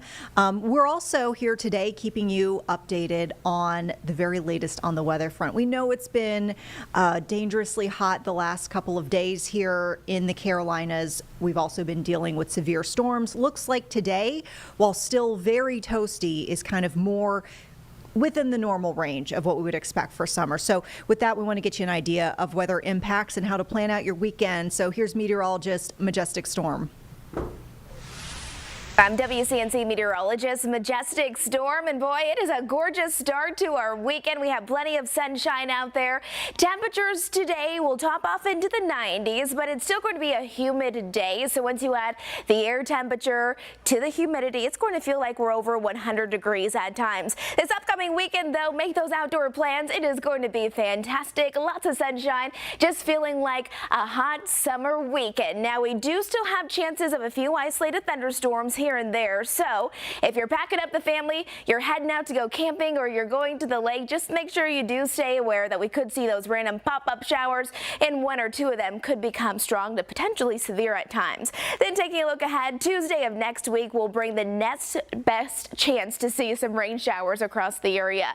Yesterday we topped off at 93 degrees. Today we're forecasting 94, so a little bit warmer, not a whole lot though. You can see though overall over the next next several hours, holding on to lots of sunshine. Few clouds will start to roll through, and then as we head towards the evening hours, those temperatures will begin to drop down into the 70s. So if you're heading out to go watch some live music tonight, I think it's going to be a perfect night to do that. Anything for your Friday evening.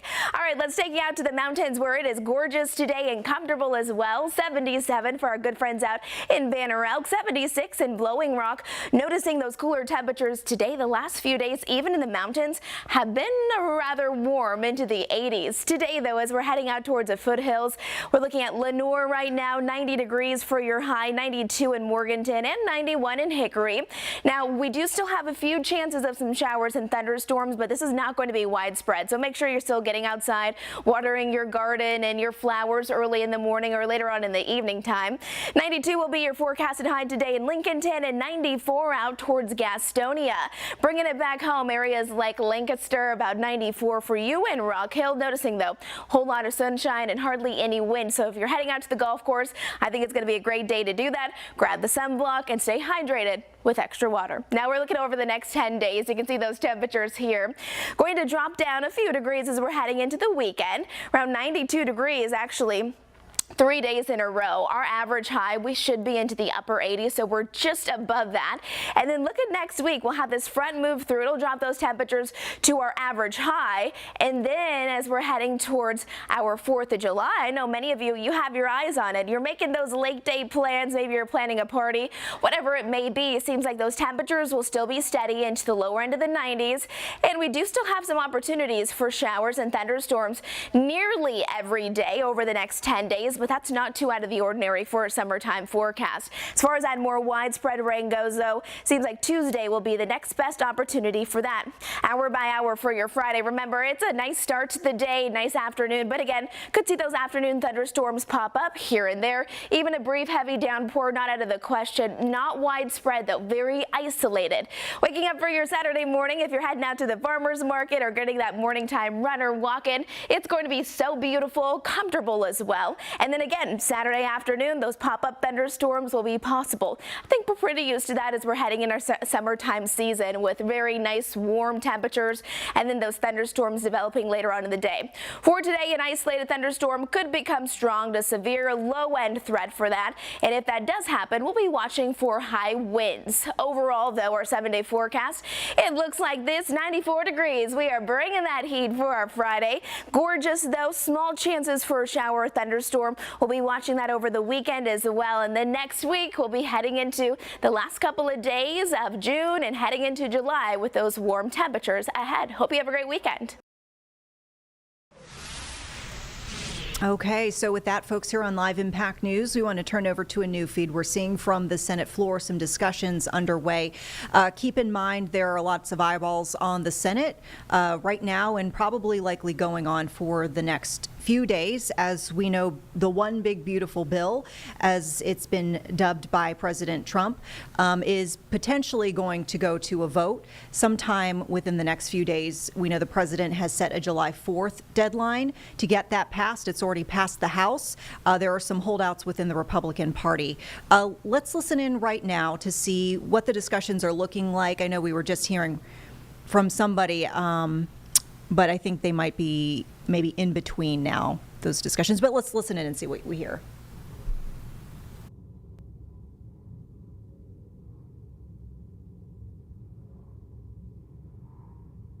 All right, looks like we just missed the most recent speaker here, so we'll jump back as we see more Senate discussions get underway. Meantime, we want to turn to this ongoing feed we've been keeping an eye on for the last several moments here on Live Impact News.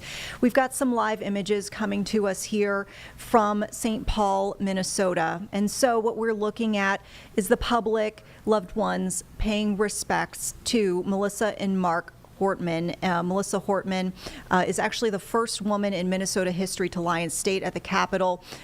She and her husband, Mark, and their actually golden retriever, Gilbert, were killed in that assassination attack. And even Gilbert, we're seeing the golden retriever in the state capitol rotunda right now as folks are coming to pay their respects. We know as well that this is just the public portion of the community saying goodbye. There will also be a private funeral for the Hortmans Saturday morning.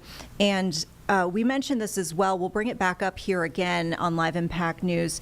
Mark Hortman, Melissa Hortman's husband, he actually has Carolina ties. And shortly after that attack that we saw earlier this month, there were folks from the Raleigh area who were coming forward speaking on their memories of him going to school with him. And so he does have Carolina ties. So this grief not just touching the Minnesota community, but also across the nation, even here to the Carolinas. More on that private funeral that's going to be tomorrow. That's going to be in the morning, 10:30. There's going to be a live stream of that service that starts at 10 a.m. if you are curious. And on behalf of the Hortman's children, the governor, Tim Walz, has extended an invitation we're seeing to various folks to attend, including former Vice President Kamala Harris. So she is set to be there for Saturday's service. She's not going to make any remarks, but she will be there to pay her respects. Ms. Hortman served in the Minnesota House for 11 terms. She represented one of the districts for quite some time and also spent several years as Speaker of the House. We're going to keep an eye on this as we see any new remarks coming up. We'll of course, bring you to that or any other happenings that go on with this live look. But we want to turn the page now. We're keeping an eye on another headline for our local area. So we have been hearing from folks who have various concerns over the Waxhaw mayor. We talked about this earlier this week, the fact that there was an expletive mentioned, uttered during a public meeting, and we actually sat down with the Waxhaw mayor after that. He responded to some folks' concerns with the dialogue that took place. So I want to bring you now to that extended interview. So let's listen in, and we'll keep it here. We'll have big and breaking updates for you, of course, jumping in as we get them. We are discussing one of the recent town hall meetings, town council meeting that you guys had, and discussions over the budget. Over a 4-hour meeting. Yes. I mean, that's a long one. Broke a record. Yeah. My record, at least. I don't know what the record is, but broke my record for sure. And obviously, like you understand, we're following this profanity that you used during that meeting. Comments regarding to the profanity usage during that meeting. I mean, Yeah, it was a long meeting, and it was a result of 3 hours of inactivity. The comments were started with a very specific and very deliberate timestamp. So if anybody follows those meetings, they know when they start. And they start at 6:30 p.m. And at around 10:30 p.m., I was pretty well done with 5 people sitting around me saying absolutely nothing. So when you're pushing to make a decision, when you're pushing to try and get a decision, when there's a deadline for a decision, emotions and tensions can run high. Get a little tense, right? And So, yeah. Most of the meeting was collaborative. A lot of folks were exchanging ideas back and forth.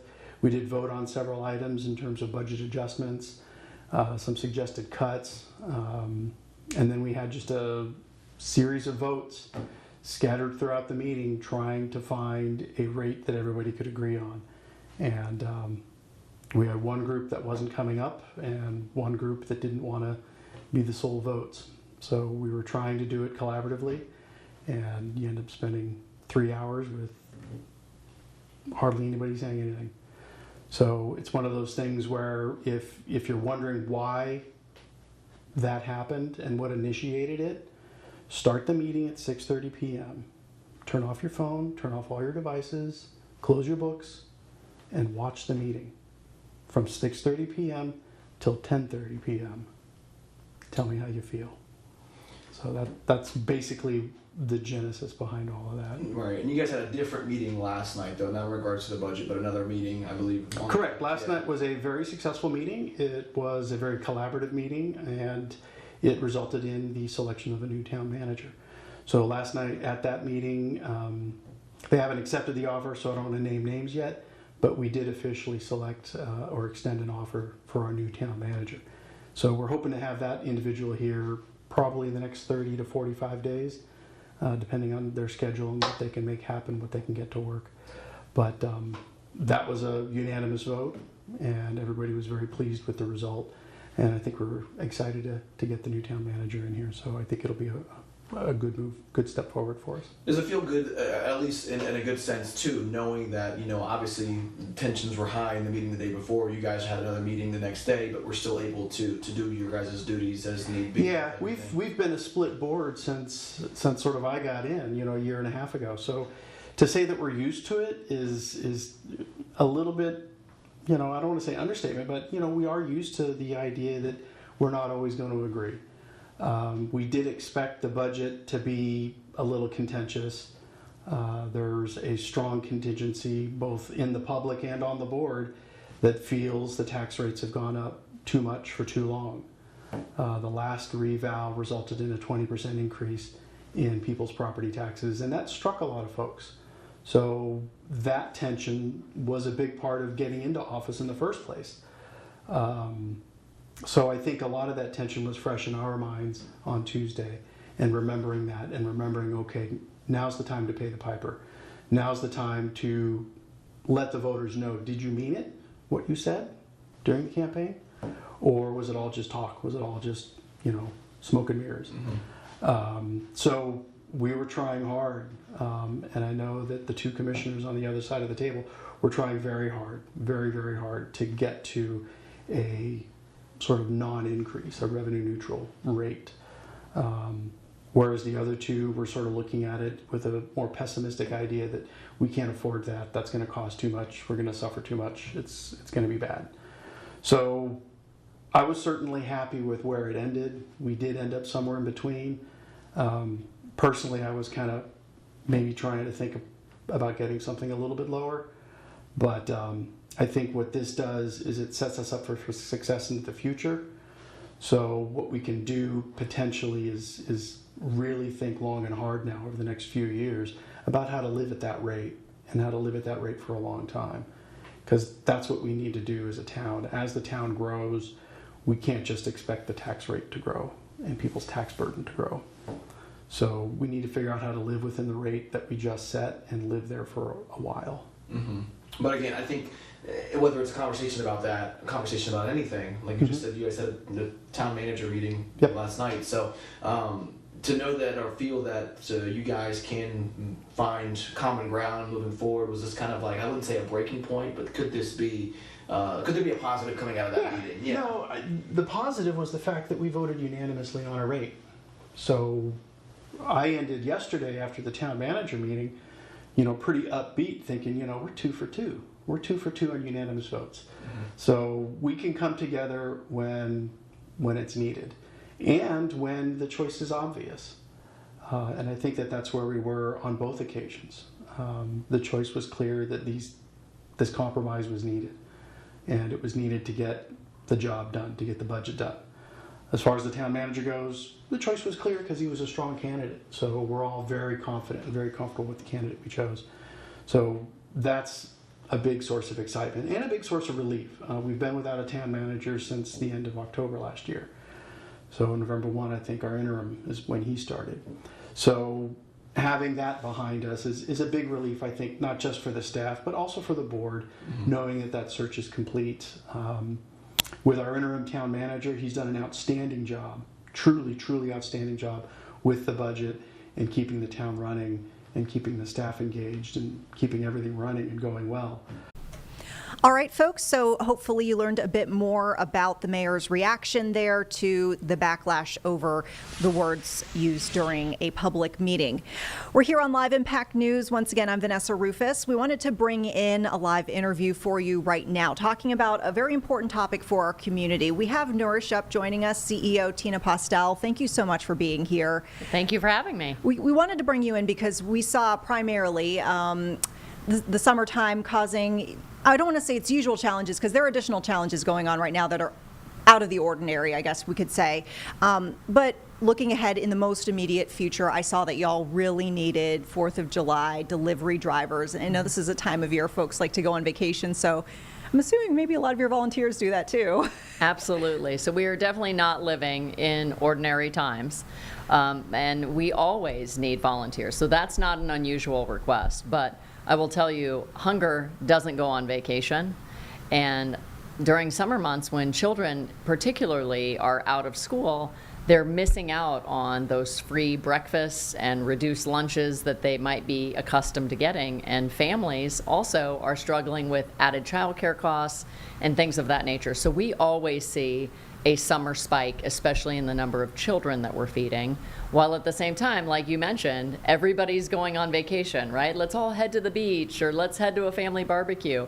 And so we need volunteers to help us deliver meals, but also deliver groceries and sort and pack food in our warehouse. Yeah, I mean, I have volunteered with your organization a few times now. So I've done the warehouse duty, and I've also done the delivery driving. And I feel like it can be intimidating if you've never done anything like this before. You're like, I don't know if I'm qualified. I don't know if like how the process works. But the folks that you have kind of overseeing the training process, if you will, are really great about kind of giving like the quick and dirty on, okay, this is how we sort things. This is how we pack things. This is how you're going to be driving, you know, the groceries around to folks.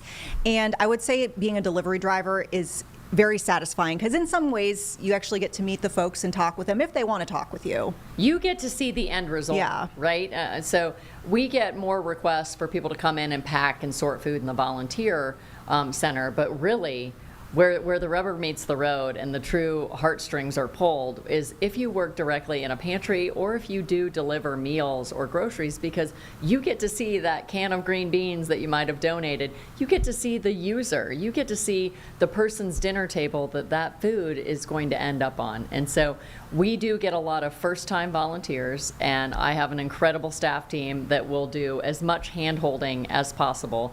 Feeding people is not rocket science. It's relatively easy, and like you mentioned, feeding people feels good. I mean, at the end of a 90-minute volunteer shift, you're going to go home knowing that because of you, because you showed up today, there are numerous families and homebound seniors and people in need who are going to be able to eat dinner this very evening and for the next week because you chose to give your time. And that's a big emotional paycheck that we provide to our volunteers. So for folks who do want to sign up, can you walk us through the sign-up process, like for someone who's brand new, who's never done this? Brand new, I would always encourage people to check out our website. Our website is nourishup.org. We used to be Loaves and Fishes and Friendship Trays, so anybody who may not be familiar with the name change may not realize that we changed our website. So again, it's nourishup.org, and we have a tab right at the top that you can click on that lists all the different volunteer opportunities. And you know, we didn't talk about it yet, but we have volunteer opportunities for people who are also homebound. So we have people who are answering phones from the comfort of their own home on their back porch, and they're talking to fellow neighbors in need. So there is a volunteer job for everybody, whether you want to be on the road driving, whether you want to come to our warehouse, whether you want to work in a pantry, or whether you want to volunteer from the comfort of your own couch. We have an opportunity to put you to work. The other cool thing, too, is you actually get to meet folks from all across the area who are also coming to volunteer. And so in some situations, maybe less so if you're a delivery driver, but you know, if you're in the warehouse, I can think of a few people who I've met and I'm like, these are really awesome people. And I'm just so grateful to be able to work side by side with these folks and get to know folks who I probably wouldn't have otherwise have gotten to meet. So that's pretty cool. You know, I'm so glad that you mentioned that because oftentimes we may feel like no one feels like we do. And the cool part is that I have volunteers who are Democrats, I have volunteers who are Republicans, I have volunteers of all colors, I have volunteers from all faith backgrounds.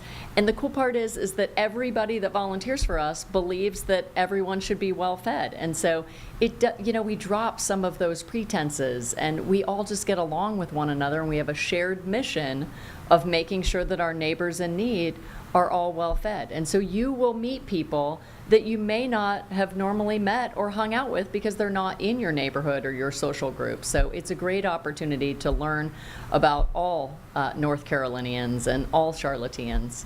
So if I could, I wanted to go back to some of the challenges and or potential challenges that y'all are trying to look ahead to. How are we going to meet this concern? Obviously, we talked about some of the usual things, the fact that during the summer, a lot of kids aren't getting the lunches that they might be getting at school. But we also see a lot of economic, and we do see some political dialogue that could impact folks who do rely on food pantries. So I just wanted to kind of get your take on what the landscape looks like. What are some of the big issues you see coming up down the road for you, your group, and the people you serve?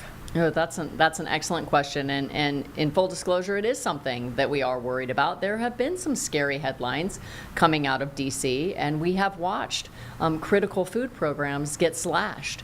You know, in particular, just in the last 6 months, one of the critical food programs that faced a drastic cut was the TFAP program. Now, TFAP is an acronym that stands for the Emergency Food Assistance Program, and our local food banks that we rely on for food helped us distribute TFAP food. They had $7 million cut from their budget, and that $7 million was used to purchase things from local farmers and local vendors, things such as milk and eggs and dairy products and frozen meat and fresh produce. And I will tell you, that $7 million will be hard to make up because you can't rely on the community to come together. Even though the Charlotte community is very generous philanthropically, $7 million statewide is just a drastic gap. And that's the kind of food that really lights up our clients' faces. So, it's many churches, many pantries, it's easy to get a can of soup or a can of green beans donated. But when we were able to stock fresh cheese and eggs and milk and frozen meat and fresh produce, that's what made people's eyes light up. And so we are trying to fundraise as feverishly as possible so that we can still stock our shelves with those perishable items. When you're on a limited budget, when you are struggling to make ends meet, or maybe your rent is increased, and you're shopping the grocery store yourself, we all know you're supposed to shop the perimeter of the grocery store, right? That's where the healthy food is. Shop the outside edges. But people who are on a limited budget don't have the luxury of shopping the outside edges because perishable food doesn't last as long as the non-perishable. So they're buying the canned goods instead of the fresh, healthy produce and things like that. So we have an active fund right now to help us raise money so that we can replace some of those cuts and make sure that our pantries are stocked with fresh, healthy things in addition to the canned goods. I did want to ask you what the food pantry dialogue is. So I'm sure you talk to other folks I don't even want to say the industry, but like in the circle of what you do, about what could be coming from One Big Beautiful Bill, because we hear SNAP coming up a lot. And while you were telling me just a few moments ago that y'all don't get SNAP funding or benefit from SNAP dollars, it kind of inadvertently would impact you in the end if there were cuts on that front. Correct. So the bill that the Senate is currently debating and that we're told they will be voting on this week, if the bill remains as is, it includes the most drastic cuts to SNAP benefits that we've ever had as a country. And again, I'm all for budget cutting where there is, waste and excess, but I didn't think we'd ever start with people's basic food needs. And you know what?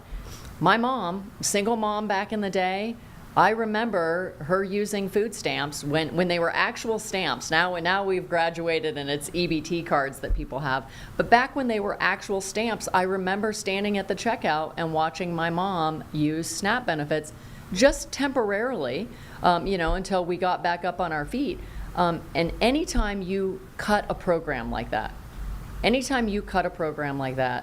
then that means that people otherwise, they either have to go without, or B, they have to phone a nonprofit like ours at Nourish Up. And sadly, our phone lines are active and busy, and we have, knock on wood, never had to turn people away because we didn't have enough food. But for every one person we feed at Nourish Up, SNAP benefits feeds 9 others. So I don't want to pretend for a minute that as mighty as my nonprofit is, that if we see the drastic SNAP cuts that are proposed in this bill, I am quite frankly scared that there's no way we could meet the need for all those families that would be put out without SNAP benefits. So given your concerns, what sort of actions have you and advocates who work with you taken to try to see if you can make sure that some things are being preserved that are helping your causes? Well, again, great question. And I will tell you, we're so busy feeding hungry people that we have never in our 50-year history really focused on advocacy. And as soon as these cuts started happening, we realized that it was our job to speak out on behalf of families who are struggling to make ends meet. Because if you think about it, a family that is struggling to put food on the table, they don't have time to be calling their lawmakers. And so that's where we can step in. You know, we have the data, we know the numbers, we know the zip codes, we know what a hungry family here in the Charlotte area looks like. And so for the first time ever, we launched a huge advocacy campaign. Also, if you go to our website, nourishup.org, there will be a header at the top of the page. We want you, as a fellow supporter, to reach out, contact your lawmakers, and let them know how important it is to feed hungry families and seniors on fixed incomes and our neighbors in need here in this community. The best thing that we can do is just speak out. Our lawmakers work on our behalf. They're representing us. So we need to make sure that they hear loud and clear what's important to us as a community. And I would hope that no matter what, food should never be a political issue. Food is a human issue. So we believe at Nourish Up that food is a basic human right, and we want everyone to be well fed. So if you agree with that, I encourage you, there's a sample email or letter template on our website. Let our lawmakers hear from you loud and clear that please do not cut critical food programs. And we mentioned this, earlier this hour on the stream here on Live Impact News, that if folks do feel the way that you feel, and, as you are saying, you would encourage those folks to reach out, I would tell them time is potentially of the essence. You talked about, the understanding that there could be a vote in a few days on this bill. It's already passed the House.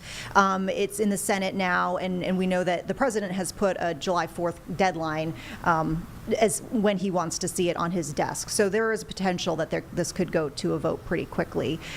Yes, time is definitely of the essence. The coolest part is that we've had long-term volunteers that have called me or emailed me, and they said, Tina, that's the first time I've ever called a legislator, a lawmaker. And so it's that lifts my heart and fills my cup to know that they're getting involved in the process of advocacy work and speaking up for their fellow neighbors in need. So even if you've never done it before, we've made it as easy as possible. There's a link to the website where you can find out who your representatives are if you're not sure.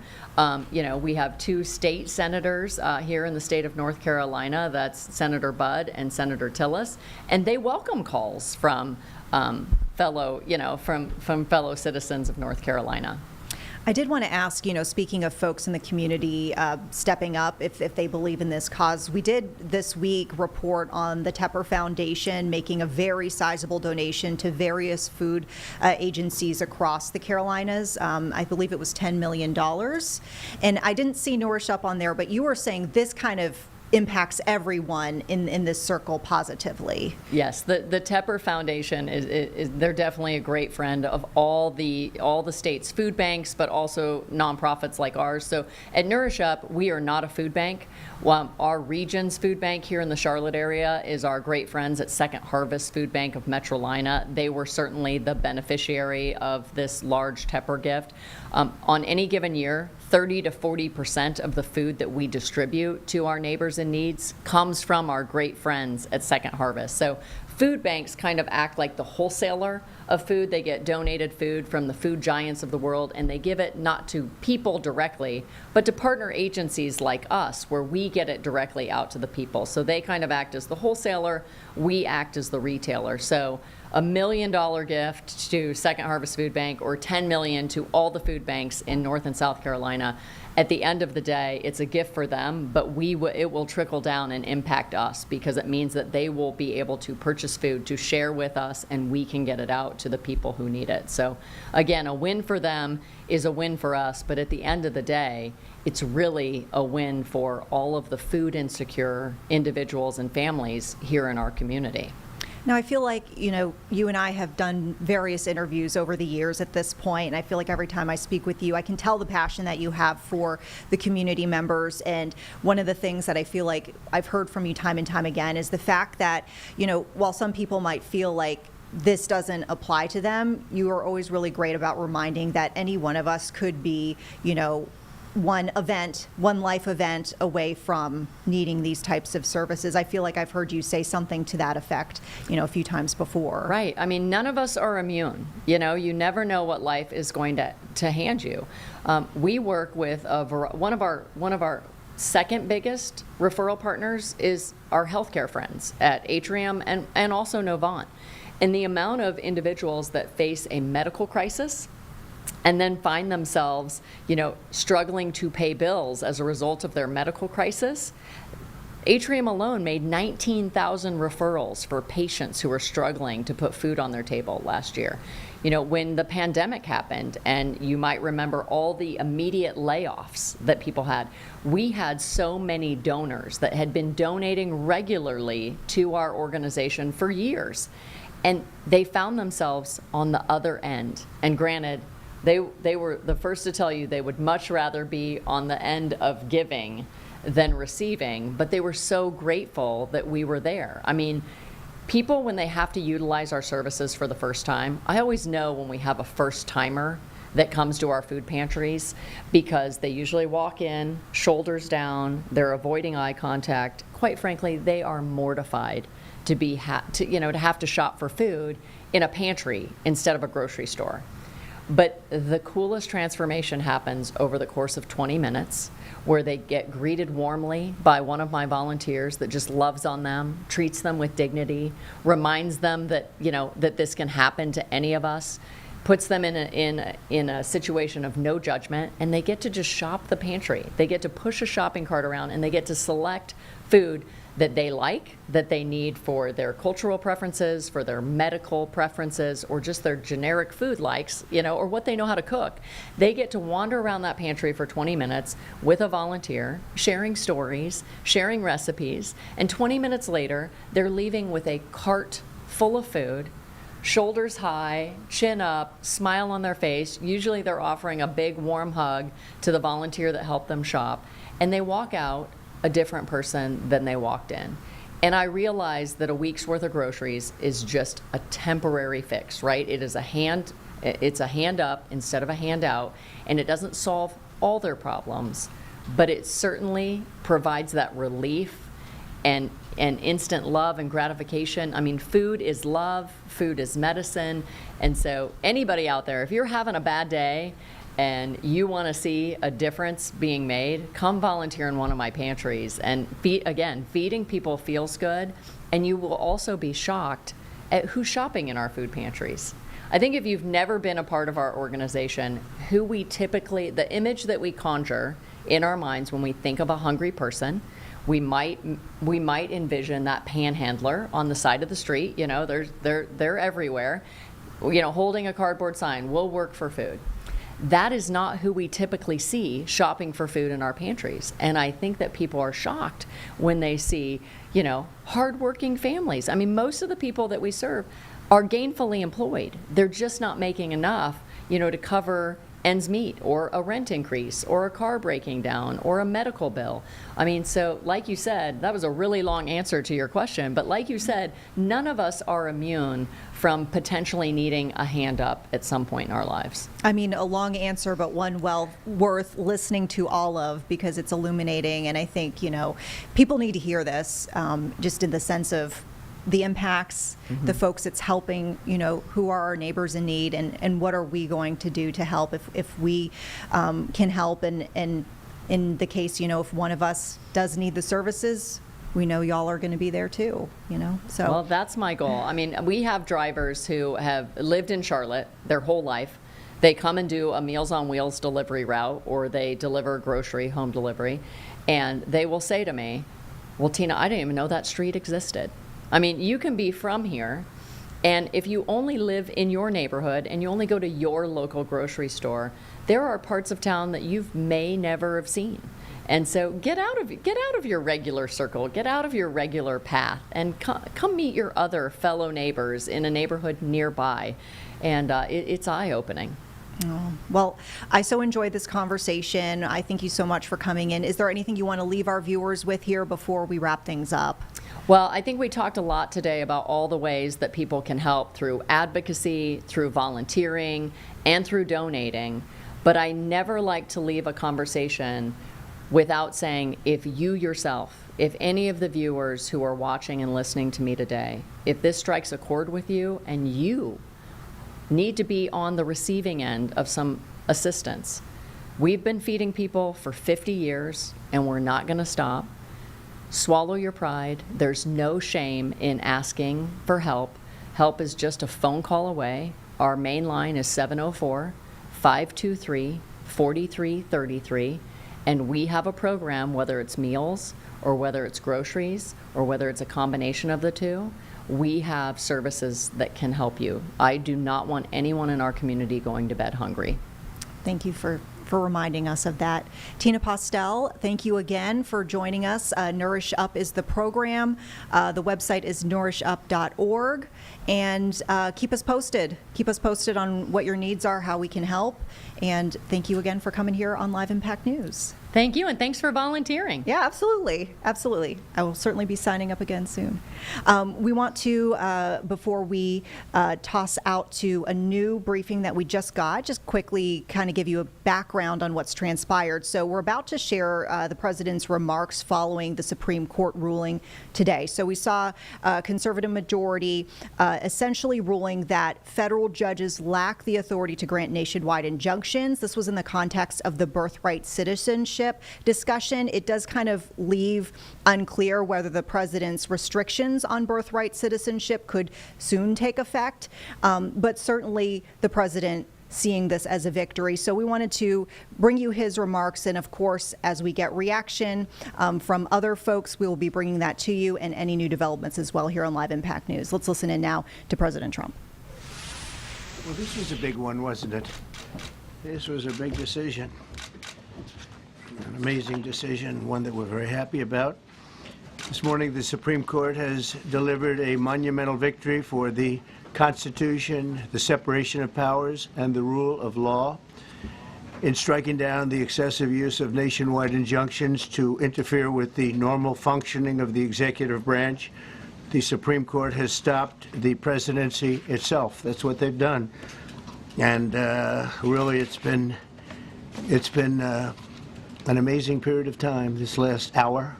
There are people elated all over the country. I've seen such happiness and spirit. Sometimes you don't see that, but this case is very important. I was elected on a historic mandate, but in recent months we've seen a handful of radical left judges effectively try to overrule the rightful powers of the president to stop the American people from getting the policies that they voted for in record numbers.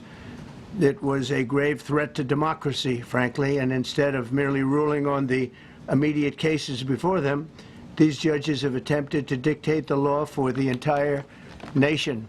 In practice, this meant that if any one of the nearly 700 federal judges disagreed with the policy of a duly elected president of the United States, he or she could block that policy from going into effect or at least delay it for many years, tie it up in the court system. This was a colossal abuse of power which never occurred in American history prior to recent decades, and we've been hit with more nationwide injunctions than were issued in the entire 20th century together. Think of it, more than the entire 20th century, me. I'm grateful to the Supreme Court for stepping in and solving this very, very big and complex problem, and they've made it very simple. I want to thank Justice Barrett, who wrote the opinion brilliantly, as well as Chief Justice Roberts, and Justices Alito, Gorsuch, Kavanaugh, and Thomas. Great people. Thanks for this decision, and thanks to this decision, We can now promptly file to proceed with numerous policies that have been wrongly enjoined on a nationwide basis. And some of the cases we're talking about would be ending birthright citizenship, which now comes to the fore. That was meant for the babies of slaves. It wasn't meant for people trying to scam the system and come into the country on a vacation. This was, in fact, it was the same date, the exact same date, the end of the Civil War. It was meant for the babies of slaves, and it's so clean and so obvious. But this lets us go there and finally win that case, because hundreds of thousands of people are pouring into our country under birthright citizenship, and it wasn't meant for that reason. It was meant for the babies of slaves. So thanks to this decision, we can now promptly file to proceed with these numerous policies, and those that have been wrongly enjoined on a nationwide basis, including birthright citizenship, ending sanctuary city funding, suspending refugee resettlement, freezing unnecessary funding, stopping federal taxpayers from paying for transgender surgeries, and numerous other priorities of the American people. We have so many of them. I have a whole list. I'm not going to bore you, and I'm going to have Pam get up and say a few words, but there's really, she could talk as long as she wants, because this is a very important decision. This is a decision that covers a tremendous amount of territory. But I want to just thank again the Supreme Court for this ruling. It's a giant. It's a giant. And they should be very proud, and our country should be very proud of the Supreme Court today. And with that, I'd like you to listen to the words of Pam Bondi. She's an incredible Attorney General. We're very proud of her. And as you know, Todd Blanche is with us, and we have so many others that worked on this case and other cases. And I think they're doing a great job. Pam, please say a few words. Thank you, President Trump. Thank you for fighting for all Americans. Americans are finally getting what they voted for. No longer will we have rogue judges striking down President Trump's policies across the entire nation. No longer.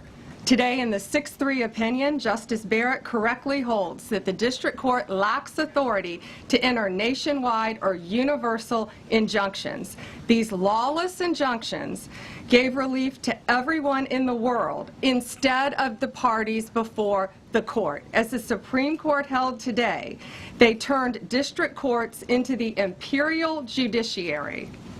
Active liberal judges have used these injunctions to block virtually all of President Trump's policies.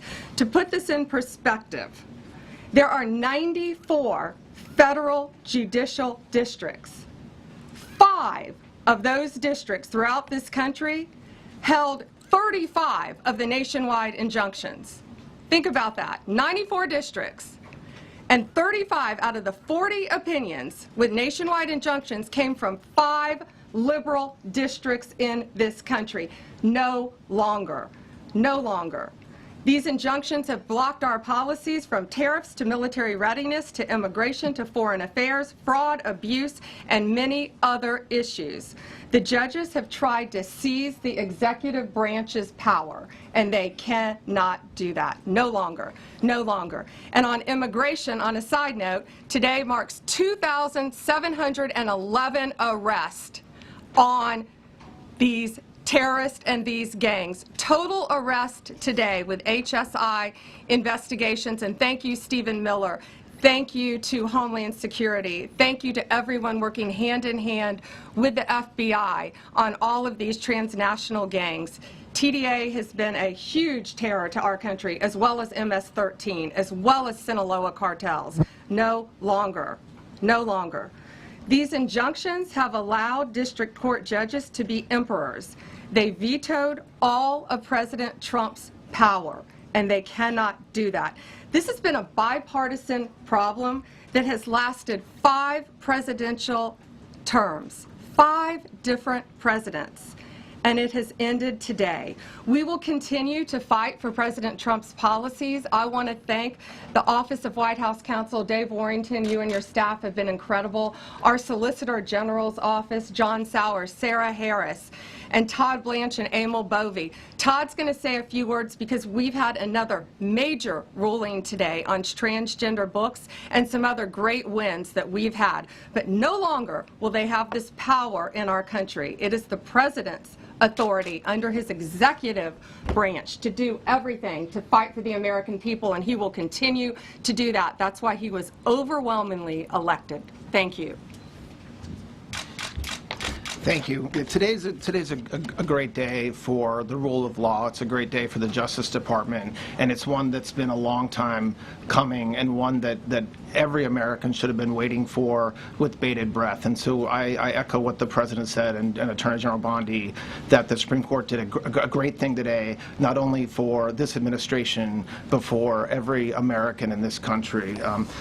If not for the injunctions case, we would be here talking about another great decision that came down today, the trans books case, which restores parents' rights to decide their child's education. Seems like a basic idea, but it took the Supreme Court to set the record straight, and we thank them for that. And now that ruling allows parents to opt out of dangerous trans ideology and make the decisions for their children that they believe is correct. And so we thank the Supreme Court for that. There's been multiple decisions over the past several weeks that just show why this nationwide injunction ban had to happen. For example, what I mean by that is local district court judges issuing decisions that are clearly contrary to law just because they don't like the policy of President Trump. And when it gets to the Supreme Court has to correct it. But that takes time. The Attorney General thanked our lawyers, and I'll do it again. Our lawyers are working 24 hours a day, 7 days a week to fight these injunctions and to emergency appeals, emergency stays, going back to the district court judge, asking them to change their view. And so their hard work is really paying off today, but over the past few weeks. We had a stay of an order that prevented DHS from moving aliens to a third country. We had a stay of an order that stopped the Department of Defense from implementing military readiness, the EO that President Trump signed. We had another stay of an order forcing reinstatement of fired executive branch employees, entirely within the President in Article 2, his right to do.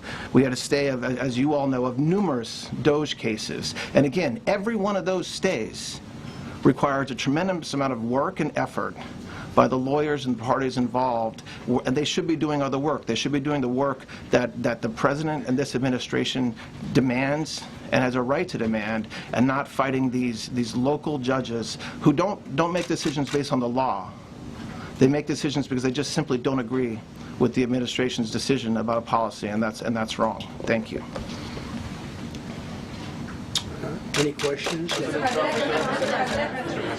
Yes, for Pam, please. Go ahead. Sure. Thank you, Madam Attorney General. So, as you know, the Supreme Court did not rule on the underlying constitutionality of the President's birthright citizenship order. So, what is the plan now? Are you going to try to implement the EO just in states where there isn't a legal challenge? Yes, so birthright citizenship will be decided in October in the next session by the Supreme Court, unless it comes down in the next few minutes. I guess it could come down. I think they're still deliberating right now on some cases. As you heard, we just got transgender books, which is a huge win.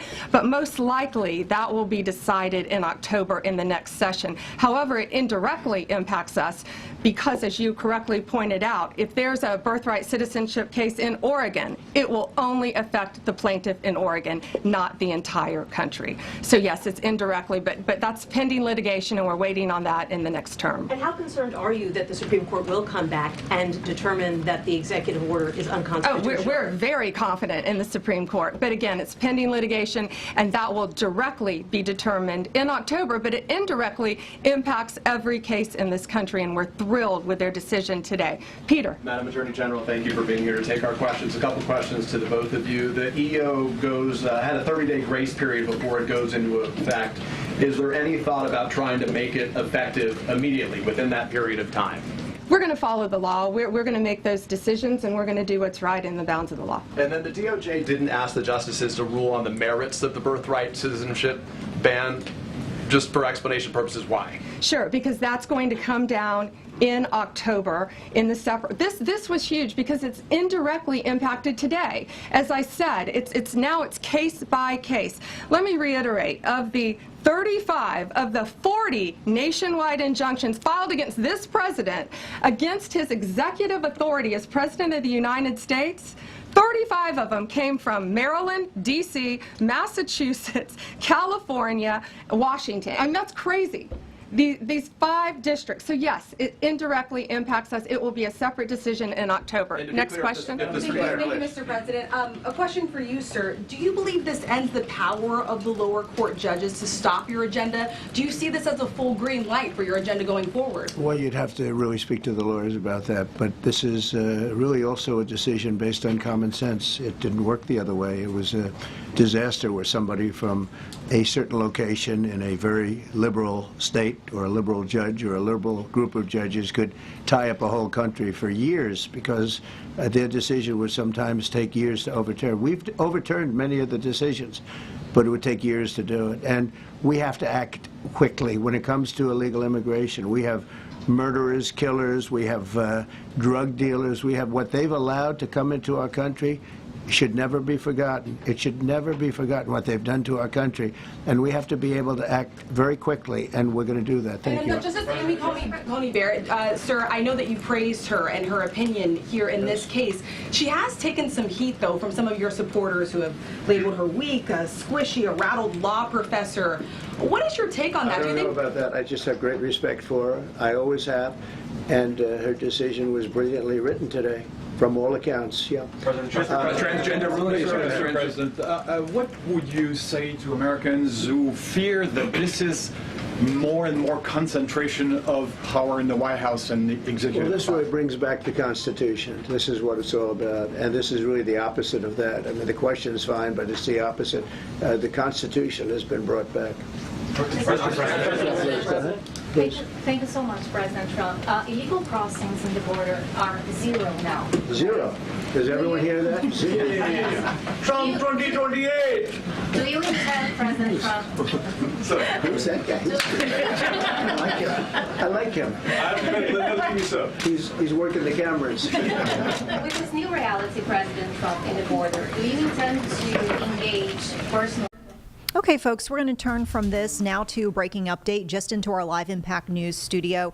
This is regarding some of the travel issues folks at Charlotte Douglas International have been seeing this afternoon. So we had reported hundreds of delays, and there were probably a couple dozen or so cancellations reported as of this afternoon. We just got a statement from American Airlines on what could be causing some of those issues. So the statement here reads as this: a technology issue, American Airlines says, is affecting connectivity for some of their systems. It says that they are working with their partners to fully resolve the issue.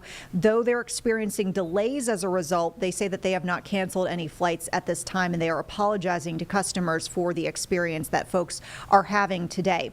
They noted as well that apparently the couple dozen cancellations that folks are seeing at Charlotte Douglas are apparently related to severe weather that came across their system overnight, and so seemingly still having a ripple effect for folks who are flying this afternoon. At last check, we're seeing upwards of 500 flight delays, however.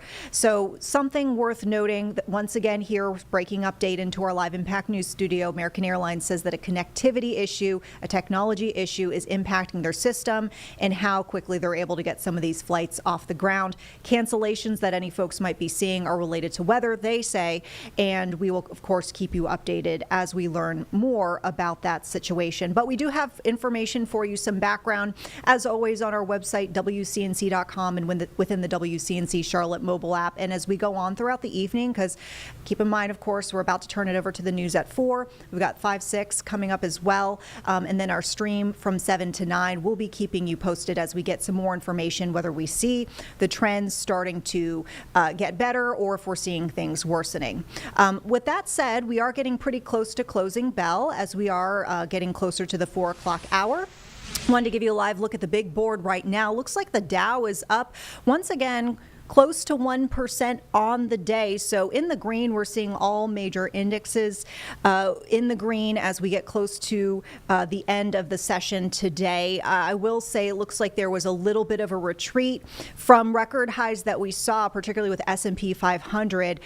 There were some comments today from the president linked to tariff discussions. Apparently, the U.S.-Canada tariffs are evaporating, I guess you could say.